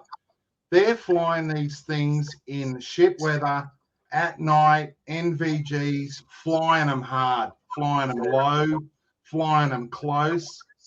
There's risk. There's major risk there compared to the civilian side of it. So, unfortunately, accidents happen, you know, and they need to train like that for when shit gets real, or they will come unstuck if they don't. So it's not the aircrew's fault. They have to train hard, you know what I mean? And it's a dangerous business. It really is. But they seem to think that the maintenance is just going to appease. You know, like a deeper maintenance on the MRH was 6,000 to 8,000 man hours of maintenance in a deeper maintenance when we do it. I was running 5 teams and one aircraft flies 600 hours. A lot of maintenance in that 600 hours as well at the units. And then it would come to us for deeper maintenance. And we do on average 6,000 to 8,000 man hours of maintenance to strip that down, inspect every square millimeter of it, fix everything, rebuild it, test fly it, send it back to a unit. We had 5 teams running nose to tail for 10 years. Yeah, we ramped up to 5 teams. And now they've let all of that go. So they just think that that's going to happen automatically with Blackhawk and Apache. It ain't. I can guarantee these aircraft will be on the ground without maintainers, and then they're going to have a rethink, because all of these brigs and generals and shit that were told the state of play that have just ignored it will be gone. They'll be promoted or they'll be out, and there'll be no accountability. Like when we first got the Blackhawks, as as a young Army fella, we were doing the deeper maintenance on Black Hawk, pure Army. And then the Army went, this is a big beast. We need to get civilians in to help. So a group of guys from Melbourne, from Aerospace Technologies Australia, ASTA, moved up to Townsville and then embedded in 5 Aviation Regiment to help us out, because deeper maintenance is a big beast. And then after a while, a little bit further on, they went, shit, this is just way too big to be on base. And it went off base and it went full civilian. And then for the next 25 years, it stayed full civilian, which is where I was employed. Now, all of those lessons have been forgotten, and the new brigs and the new generals and shit that want to try and make a name for themselves want to embed them on the military bases and have the Army run them. And what's going to happen? I guarantee in 5 or 6 years, they'll be going, we can't do this on the bases. We need to go full civilian and go off base and probably back to Brisbane, where they could have simply just kept all of us on. We've got the hangers here. We've got the experience. We just need guys to do the transition course, and could have easily transitioned the MRH out and the UH-60M in. No, just ignored the whole way through. So as a taxpayer now, we're looking at a lot of aircraft that are going to be sitting on the deck. Yeah, it's an absolute disgrace, mate. If you're a taxpayer out there, guys, the military are experts at wasting your money, and I've got grave concerns over this nuclear submarine program that we're doing. I just don't think we've got the experience to make that succeed. Mike Blakely's on. Mike, did you get your chopping board, mate? Did you get your chopping board? I had a thing on my phone saying it's been delivered. So, yeah, they're a bunch of arse clowns. Someone said there, Gidge, now we're going in there because there's no work for you in Brisbane now. You're leaving Brisbane in a couple of weeks, and someone wants to know if you're going to be the crew on a luxury yacht in Airlie Beach. I don't know about the crew, but yes. So what's happened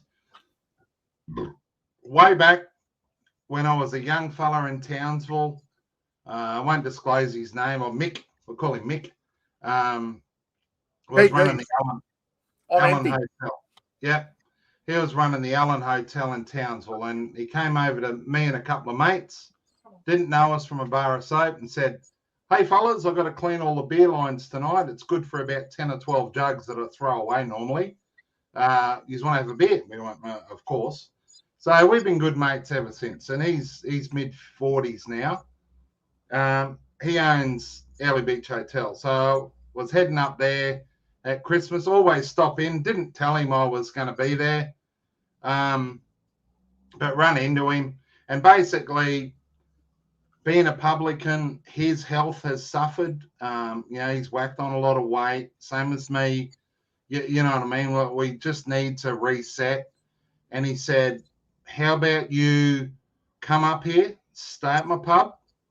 I'll look after you totally for 6 months, and you be my training partner, and we just train our asses off, and have some good times as well in the process. So he's got another mate, Belly, and another mate of his is a personal trainer, been personal trainer 20 years and a professional fighter. He's going to smash us for 6 months. So probably another week and a bit, I'm going to be heading back up to Airlie and starting a new chapter. So it's sad, but at the end, I'm unemployed.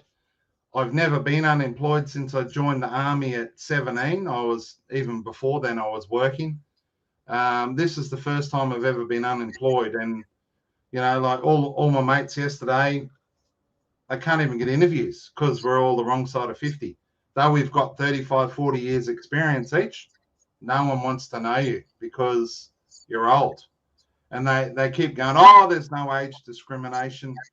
I've done a lot of interviews and I've hired a lot of people, and I know these things happen behind closed doors. It's just how it is. And, you know, and that's life. I understand that. You can't make someone hire you. So next chapter now is I'm leaving here. I'm leaving my cat, Bruno, which is going to break my heart. But, you know, like, because the girl I live with here, I've lived with for many years. We got Bruno together.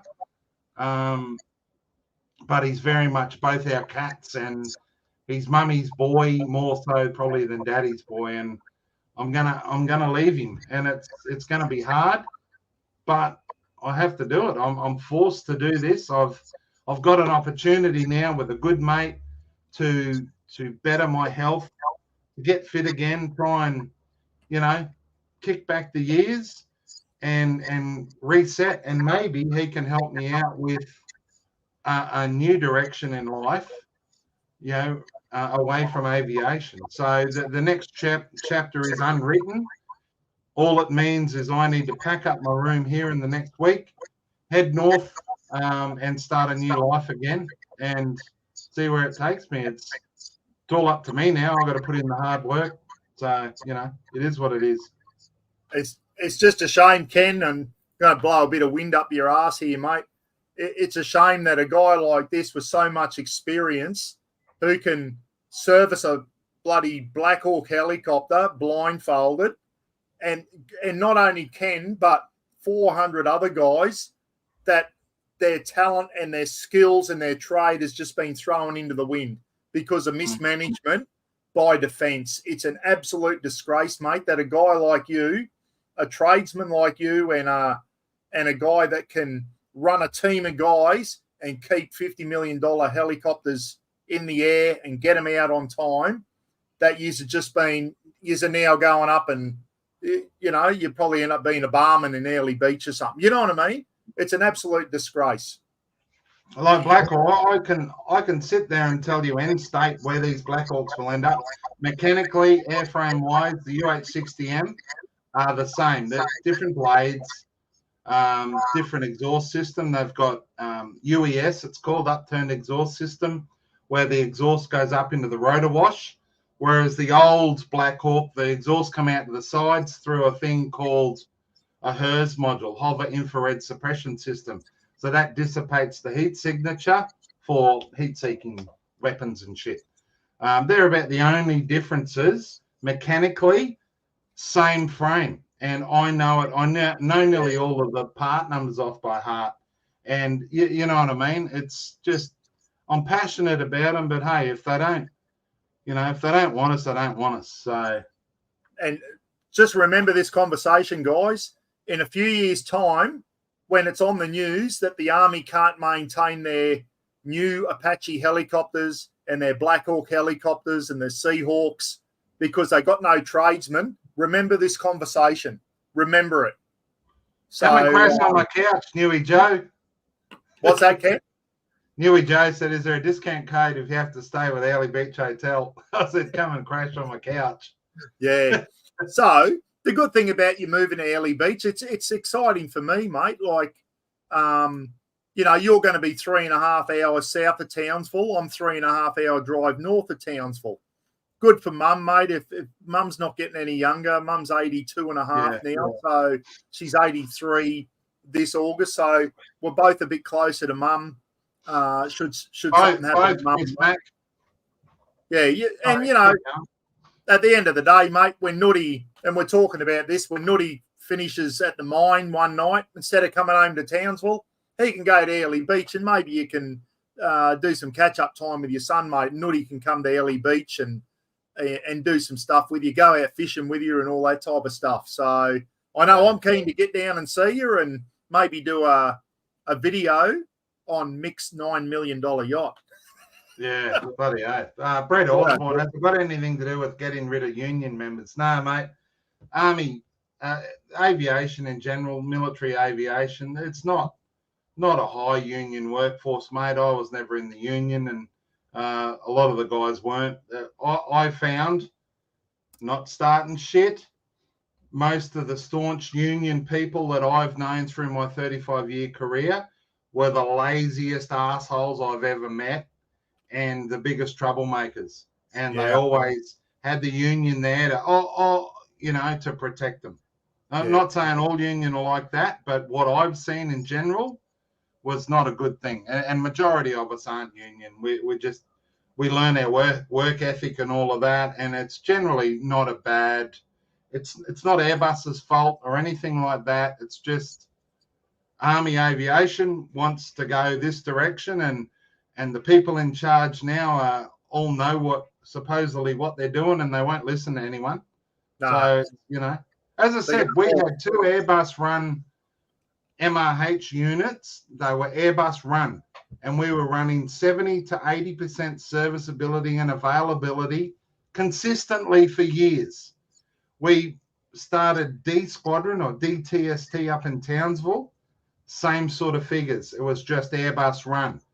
Military, like 5th Aviation Regiment and shit, they were lucky to hit 20 to 30% availability, serviceability. Army Aviation has gone to the pack. It really has. Well, someone told me the other day, Ken, that the 4 Chinook helicopters that were up in evacuating Wujal and that, which was fantastic to see. Don't get me wrong there.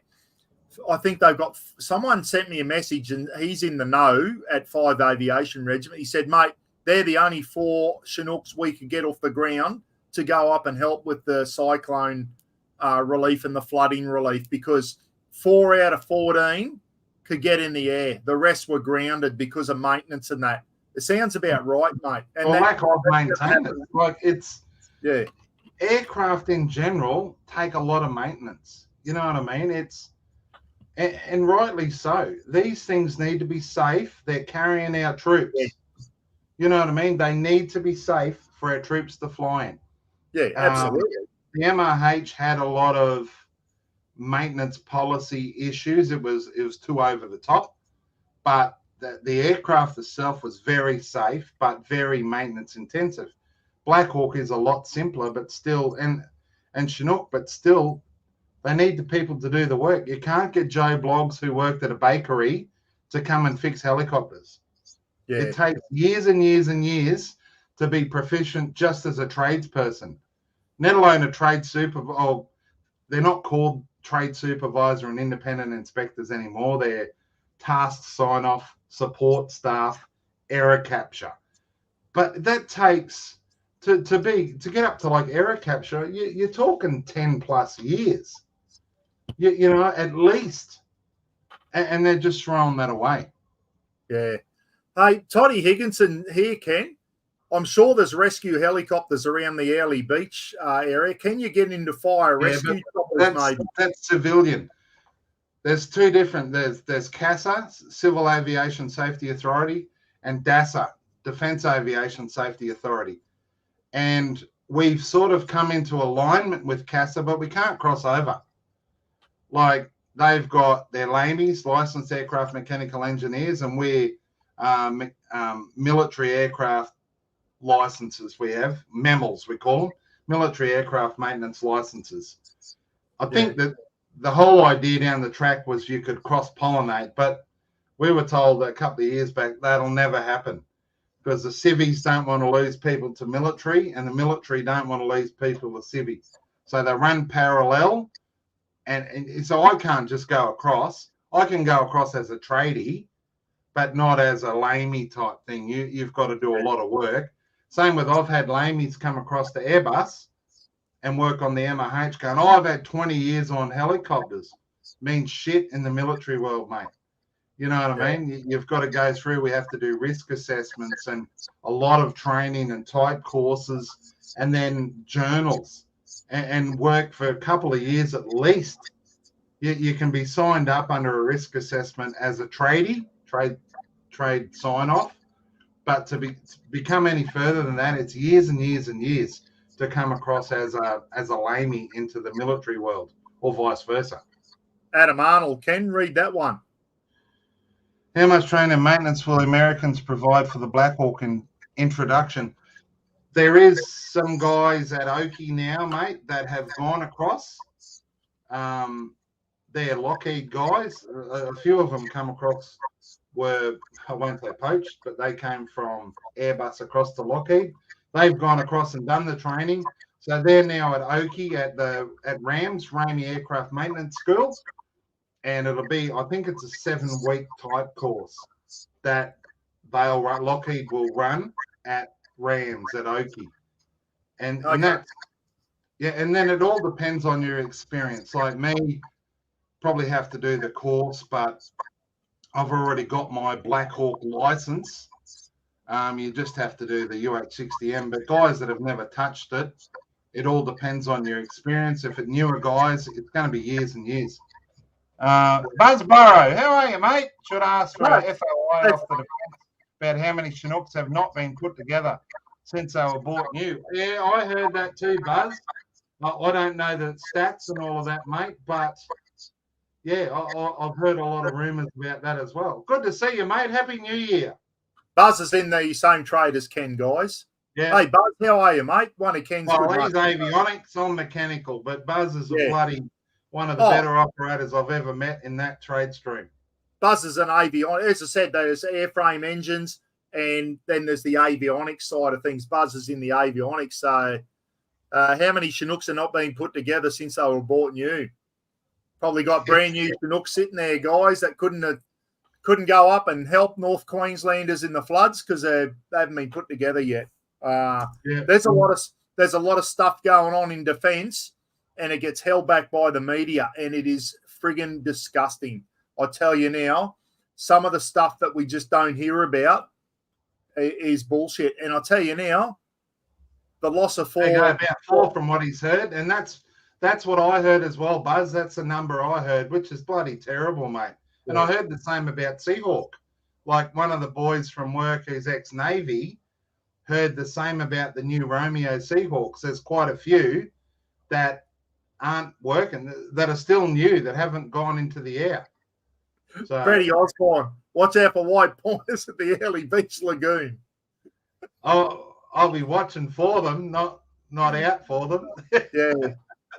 No, it's good. But Ken, you've got an opportunity now. Your mate Mick owns the Early Beach Hotel, which isn't just a pub, mate. It's a big beast there. It's accommodation. It's bottle shops. Yeah. It's everything, and you know that could steer you into a different direction, mate. It'd be a shame if Australian Defence ever loses your expertise and all your co-workers. I'd certainly love to see you working one day and being the deep maintenance manager on either the Apaches or the Black Hawks or something, because we can't afford to lose. Defence can't afford to lose blokes with your experience, mate. But in the meantime, Early Beach has come up. It's going to be fantastic. Your big brother can come down and say g'day. And Roz, I think Roz is looking forward to coming down for a few days on a holiday and saying g'day as well. Yeah. Who knows, mate? Go there with an open mind. Who knows where it's going to lead you? You and Mick are going to get into the fitness and the health and all that type of stuff. I'm sure that a job will come your way. And I'm not worried about that. As I said, I'm right. Yeah, you know what I mean. I've got a great opportunity here. I'm going up there with an open mind now. And hey, if I can get something outside the aviation stream, and you know what I mean, like I'm all for it. I don't want to have to go back and be stuck in Oakey if I do get a gig, you know. But like we were talking before with Buzz, there's all of these subject matter experts up in Darwin on the Tiger, the ARH Tiger, and the government think, oh, we're going to put all the new, and they'll move across to the Apaches. Oh, we're just going to put them in Townsville, and they're just going to suddenly expect all of these boys in Darwin that have got their and girls that have got their lives and their partners have got jobs, they've got kids in school, family support networks.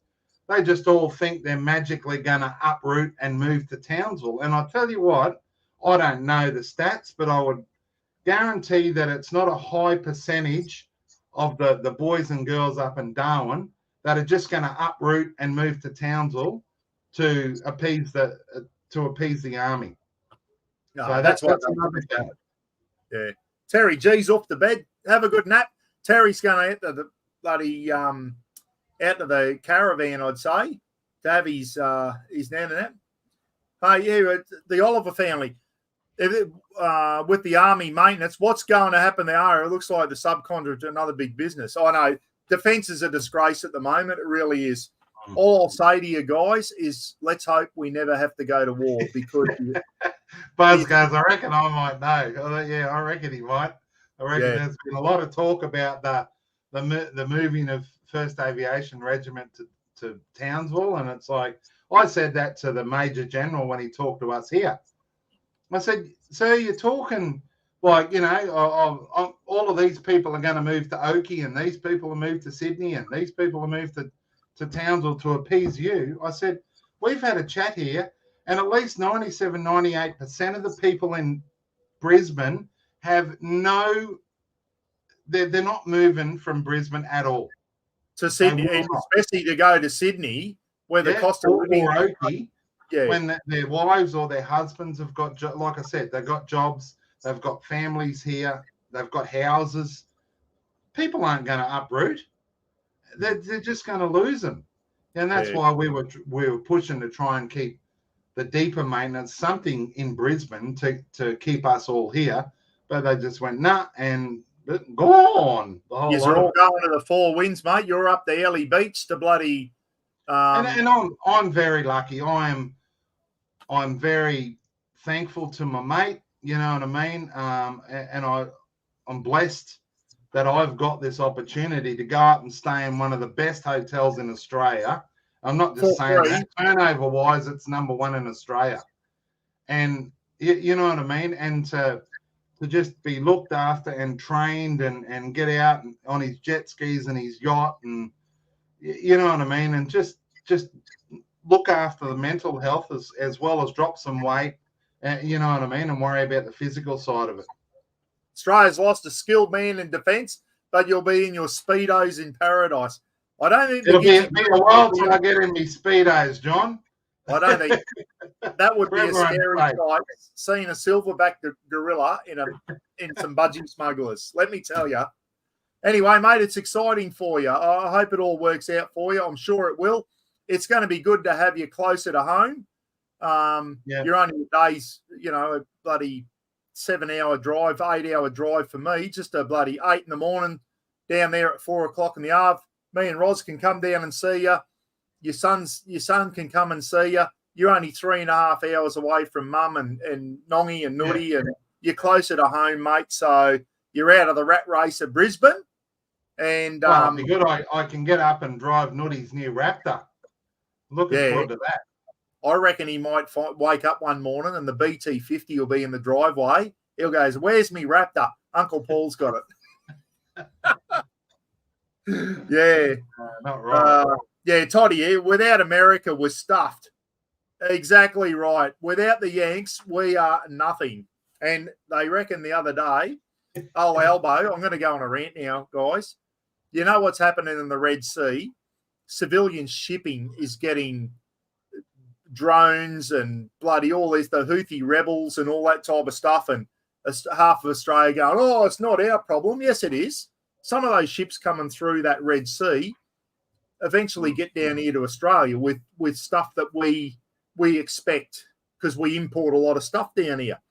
Our Prime Minister has decided to say, no, we won't send a ship over to help the Yanks. Once again, we'll let the Yanks do all the heavy lifting. The Yanks can do everything, and we'll just sit back and watch. Pisses me off. We should have a Navy ship over there. And I'll tell you now, if Donald Trump gets into power this year, 2024, he'll remember that, and he's going to go, hey, Elbow, remember when we asked you for a bloody one measly ship to come up and help with the international thing in the Red Sea to stop all the civilian ships getting picked on by these bloody terrorists? Well, guess what? You can stick your 3 Virginia-class submarines in your ass now. You're not getting them. And I wouldn't be surprised if that happens, mate. And if it does, it's on Elbow. It's on that bloody Labor government. Absolutely pathetic that we did not. There's a time where you've got to step up and get involved, and especially when it's the international community and when civilian ships are being targeted by terrorists. There's a time where certain countries need to step up to the plate. The Yanks do it, the Poms do it, and countries like France and Spain and friggin' Australia and Canada and the rest of them, We need to step up with them as one. But no, we just let the Yanks do everything. Pisses me off. Buzz said he just heard a couple of days ago they will be. So maybe they've changed their tune. What, we are going to send a ship? Possibly, yeah, that's what Buzz was saying. Well, I hope that's true, Buzz. We either one of our air warfare destroyers, if our Anzac frigates aren't up to the task because they're undergunned, then that's a problem in itself. But surely our air warfare destroyers are up to the task of shooting drones down. We need to go up there. We need to support the Yanks. I know a lot of people out there go, every time the Yanks do something, we're up their ass and everything. Well, there's a reason for that, guys. Because if something happens down here, guess who's going to come and save our ass again, like they did in World War II? Mike Blakely and all his mates up there and Johnny Wilcox. The Yanks. The Yanks will be down here, and we'll be expecting them to be down here. But when it comes our time to go, and we need to help out as well. Hopefully that's right, eh? Buzz said he swears he heard it. So okay, I hope you're right there, Buzz. Has anyone else heard that? Hang on. I reckon this is a good poll. Put your military hats on, guys. I know there's a lot of Australians out there, and I don't agree with this. There's a lot of Aussies out there that go, Australia's up the Yanks' asses. Every time the Yanks ask us to do something, we jump into it. And I know there's a lot of people out there going, good on you, Elbow. We shouldn't be sending a ship up to the Red Sea to protect those civilian ships and that. I call bullshit on that. We should be. That's my opinion. I'm going to do a bloody poll before we go. Buzz on Google, he's going to suss it out. But Brett Osborne, no experienced operators to steer the ship. This is a good way for all our Navy lads and girls to get experience. Get them up there. That's what they train for. Get them up there and bloody get them in amongst it. Really.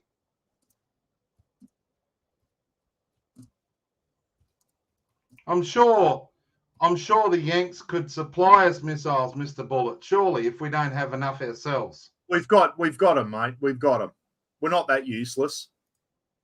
You think? Surely.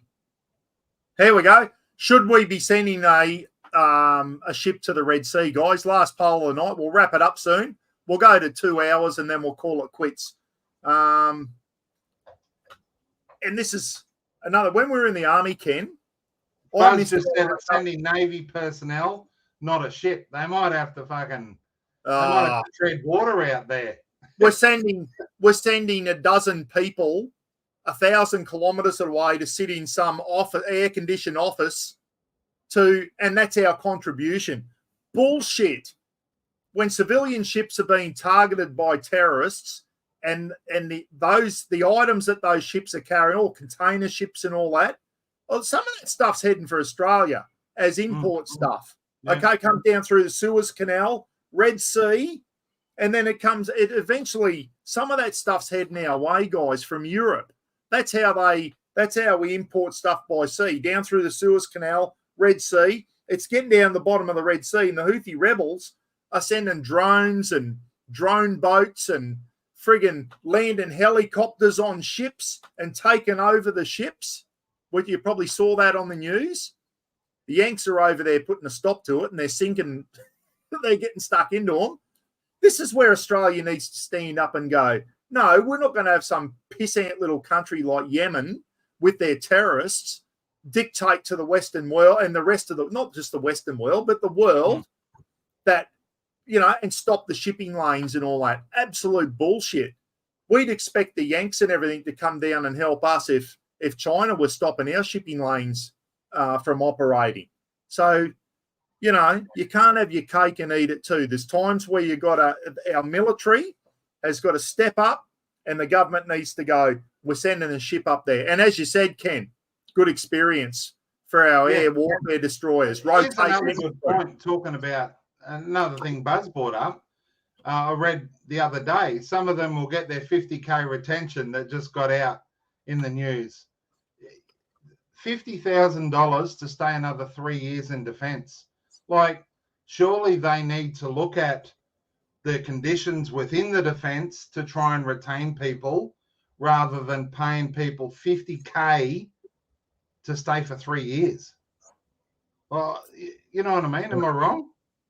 That must be bad, eh? If they're offering people $50,000 to stay for another 3 years. Yeah, it's been in the news the last couple of days.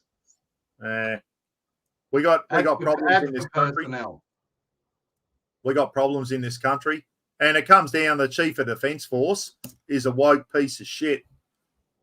And the Chief of the Navy, the Chief of the Army, and the Chief of the Air Force, they're only in there to feather their own nest, mate. We need people in there at the top poking politicians in the chest and going, this ain't good enough, mate. Our ships aren't up to speed. Our army's piss poor. We haven't got enough.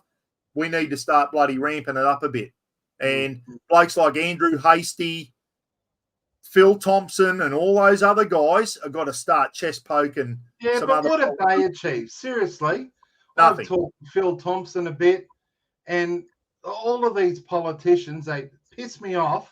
They're on massive paychecks. What can, like, say, Phil Thompson or Hastie, what pull do they actually have? Fuck all. Excuse the language. They got fuck all. Hastie is the shadow defence minister. You reckon he'd have a bit of pull? He's an ex-SAS officer too. He needs to start going in. What happened with the MH90? We all know that they're a safe aircraft. They got rid of them to suit their agenda. Look what happened in Wudjil. Yeah. We said that. We said we're coming into cyclone season here and flooding season. You want to hope you don't need medium lift capability. And then what do they come back to you? Oh, we've got Seahawks. Yeah, Seahawks Phil. are useless. And that's what they said. Just before the cyclone Jasper hit, guys, Ken and I said, I hope there's not when the MRH90s were getting put on the back of trucks, they were stripping the blades off them, painting army out on them, and they were on their way out to Amberley to get bulldozed into a big hole sometime this year. $50 million a pop. 47 of them, or 44 of them. We lost 3. But anyway, me and Ken said, I hope we don't have a natural disaster where we need those helicopters to pull people off roofs and floods and, after a natural disaster. Well, what happened? Cyclone Jasper come along. We all saw what happened in far north Queensland just recently. People on roofs and all that, and we had bloody farmers in their Robinson R44s landing on people's roofs to try and rescue them because there was no army helicopters. And then why didn't the Seahawk come up? All-weather aircraft, fair-weather pilots, because the Seahawks are useless for what they need to do. There's fuck all room in the cab of the Seahawks anyway to be pulling people off roofs of houses and all of that sort of shit.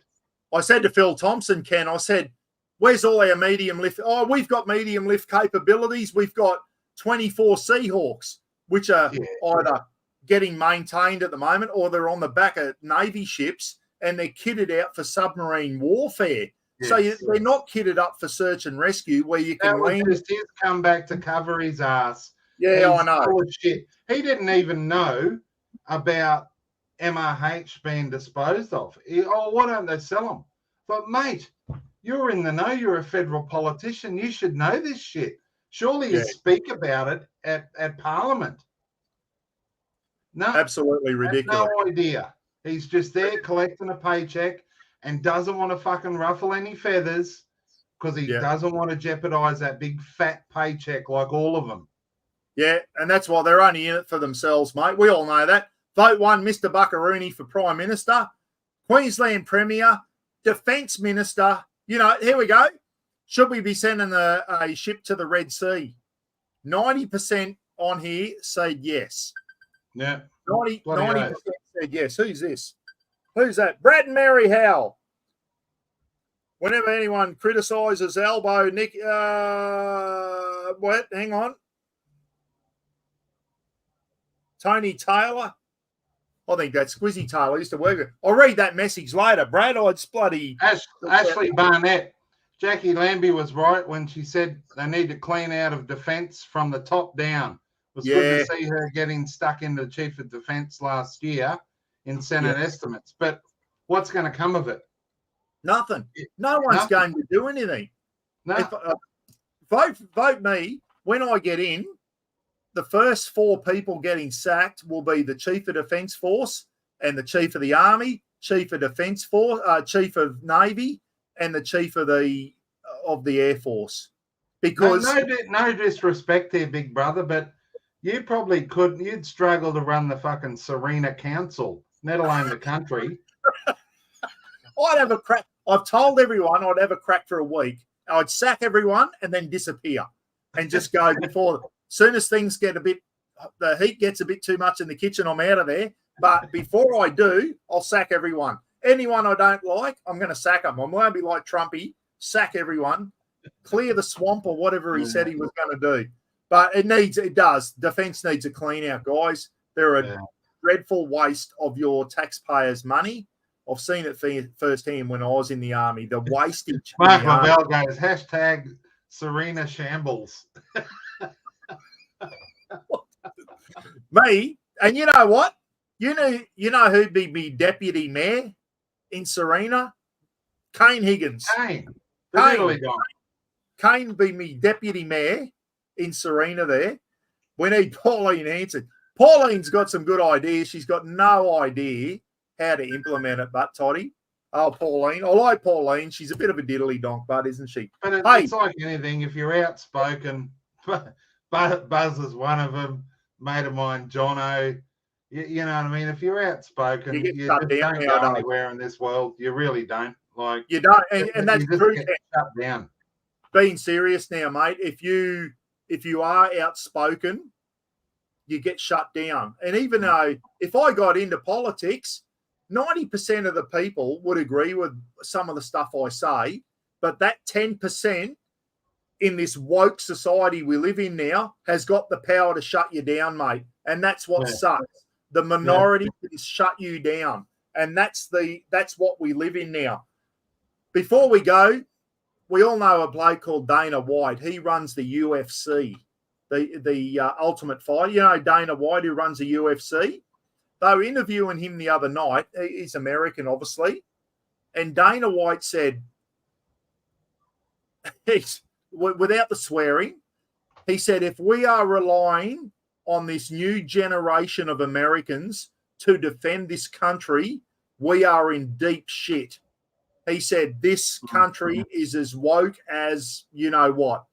He said, bloody, we're not up to it. He said, every 10 years,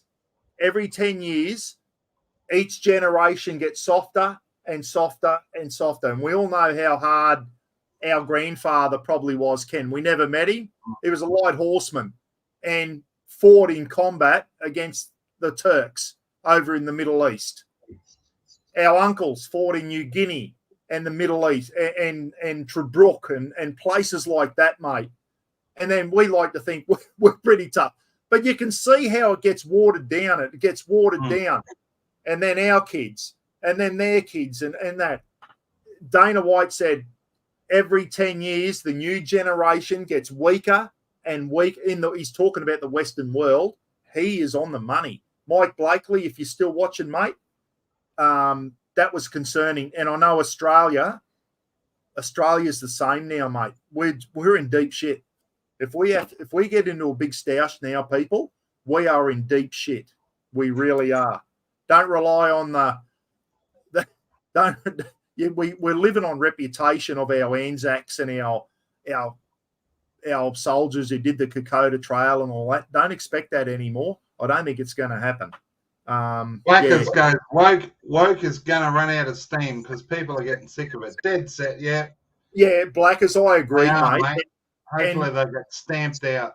And I know 99.9% of the people in this channel are those people who are getting sick of it. And we need to start kicking up a stink, guys. We need to start kicking up a stink.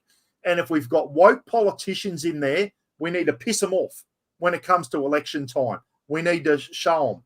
We need to show them that we're not going to stand for your woke bullshit and we need to vote them out. Trouble is, the opposition are much better. Yeah, so anyway, we're gibbering on now. We're gibbering on. Gidgee, good luck. good luck when you come up to Early Beach, mate. I'll get down and we'll see you. I'm Yeah. sure everything will go really well for you, mate. Don't look at the half empty glass. No, I'm not. I don't give a shit about, yeah, you know what I mean? I'm unemployed. That's it. I feel, part of me, it's weird. I still feel like I've got to go to work Monday. You know what I mean? I've never, and never since I was 17, I've never been in a predicament like when I finished Brunei. I was unemployed for about 8-9 days, but I had a job. You know what I mean? I told them I needed a break to see the fam. Yeah. But now this is the first time ever that I don't have a job, so it's unknown. So and I'm positive about it. I don't give a shit. It is what it is. But you know, I'll just get up to early and make a go of it and see if I can steer myself into another. You know, if my mate will help me, and you know, get away from army aviation. If I could do a job in Early Beach and yeah, you know what I mean? I don't have to be on $1 million a year, but be out in the water and fishing and all that sort of shit. You know, the other day, sitting on the back of Mick's 90-foot yacht, you know, his kids, his son and his two mates were fishing. And I'm thinking, this is the life. And we were up the back drinking beers, thinking, life's not so bad. You know what I mean? And I'm comparing that now. So I've got 6 months now to get my health sorted and to try and steer my life in a different direction. Or potentially, if I can get a gig, go to Oki, which I did back in the late 80s. It's not, you know, it's not something I really want to do. Mate, you were a very good scuba diver in your day. Maybe you could get your tickets to take people out on the reef, you know, off Early Beach and run basic intro scuba courses.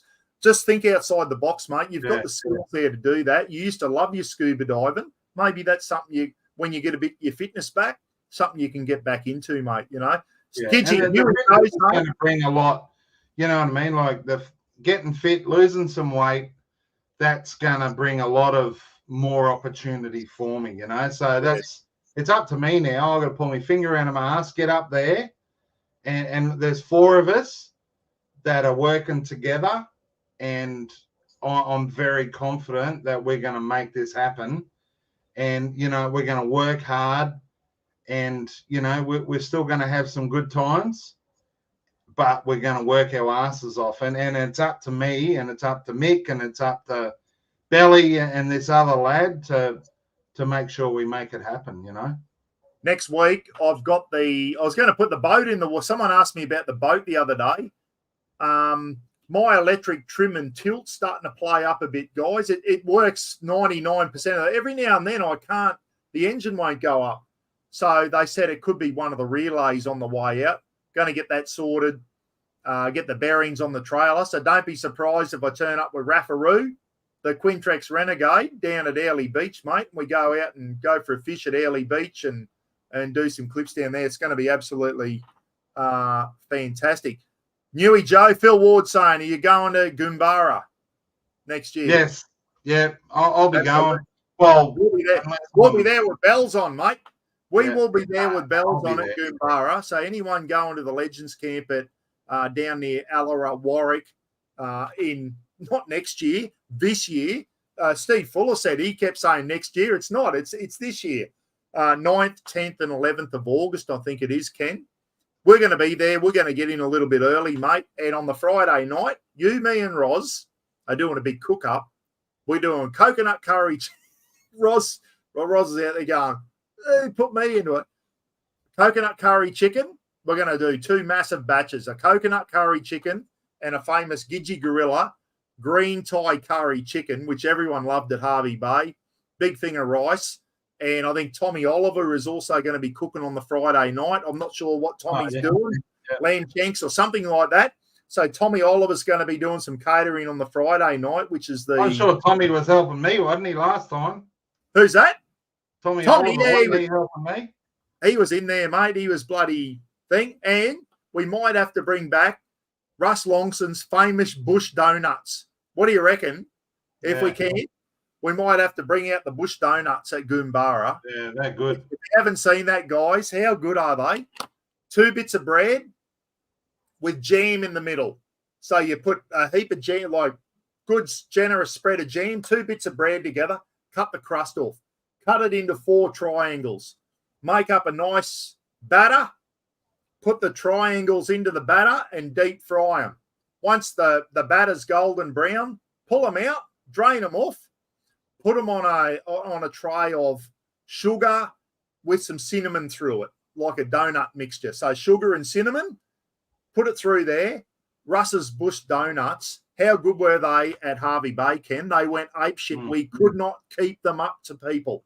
People were going, my God, these things taste like real donuts. And all it was bread and jam, but battered with sugar and cinnamon on the outside, and they taste like a bush donut. But hey, Buzz knows me too well. Gonna have to drag Ken away from the foam party on Sundays at Magnum's, mate. The last time I saw Magnum's, Buzz, it's a dead shithole. It's died in the arse, mate. It's not like the yesteryear how we used to know it. So yeah, I don't know. I don't think they want 60-year-old silverback gorillas at backpacker places, mate. It's not a matter of whether they want me. Anyway, all right, we've talked enough shit tonight. We're going to go, guys. I think, I don't know if I said this or not. Christmas card. I wanted to say, Andrew Rumball, if you're on, mate, got your Christmas card. Thank you so much. Got a Christmas card from Andrew Rumball, guys. I will, bud. I will. I'll try. You see that. Anyway, first one for the year. I'm going to get on to Clayton, guys. See if we can get Clayton from Kick-Ass on for the next live feed. I reckon that'll be a really interesting chat. Talk about Clayton and talk about his company. Kick-Ass. I'm not sponsored. I won this bloody thing a few years back at one of the drifter camps, but yeah, I don't know if they're still $2.79, but good value. Get on and grab one. I think they are. They're bloody good, and they've got an upmarket one now, which is $7.29.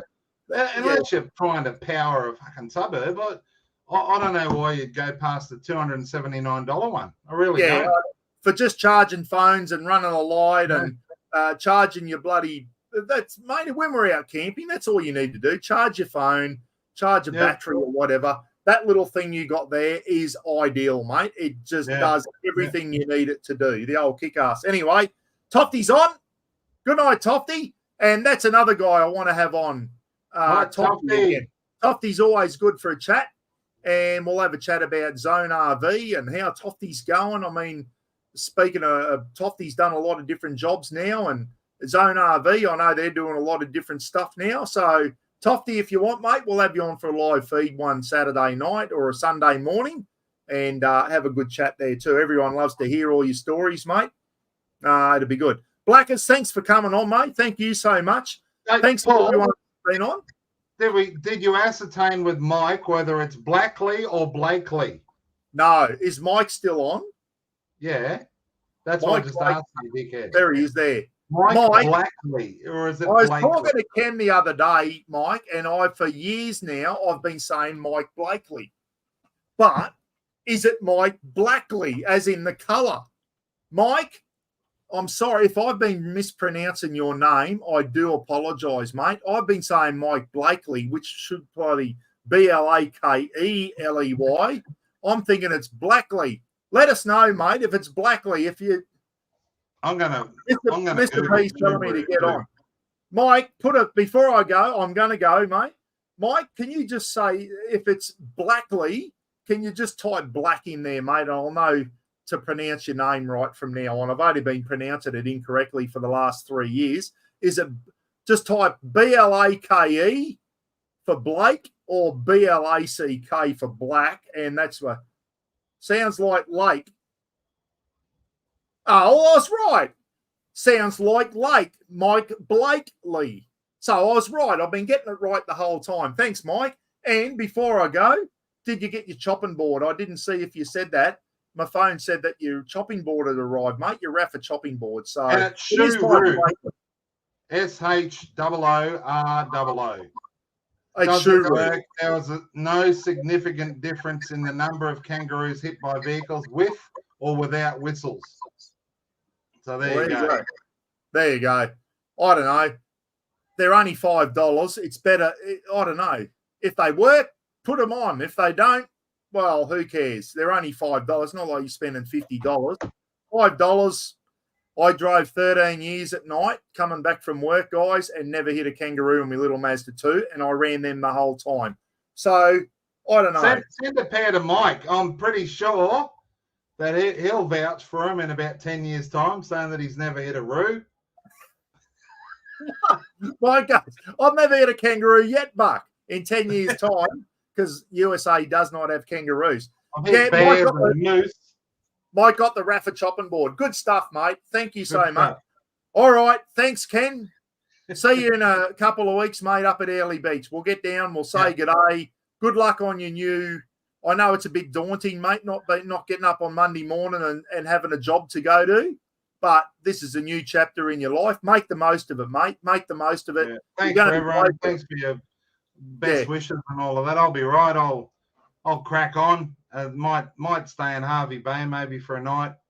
Yeah. I'm not sure. I'll just cruise up. I'm not going to try and one-shot it. So yeah. No, that's all right, mate. There's no hurry to get up there. Thanks, Blackers. I'll be down there to see you, mate, for sure. We'll work out a way to get this bloody offset smoker up there as well, mate, because, be good to do some stuff in there. Thanks, anyway, guys, thanks for tuning in. We didn't really have much to talk about tonight. We gibbered for 2 hours 16 talking about helicopters and shit. Thanks for tuning in. First one of the year. Going to try and get Clayton on, get Tofty on, try and get some special guests on throughout the year.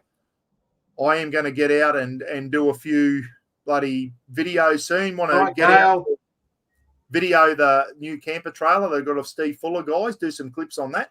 So I've got a few good things coming up. Scrub Turkey, thanks for the Hexie tablets, mate. Thank you so much. Lukey Reed, enjoy the car show at in Canberra. What's it called? The Nat Nationals? Summer Nats. Lukey? Yeah, enjoy the Summer Nats, mate. You've been away from home for a long time. Don't challenge her, Buzz. Buzz said, strap it on the roof of your mum's car. Surely that's not dinnered yet. That's probably the only thing not dinnered. About the only thing that hasn't got a din in it. Good night, everyone. See you later. Thanks, Ken. See you, mate. See you next Saturday night, eh? Yeah.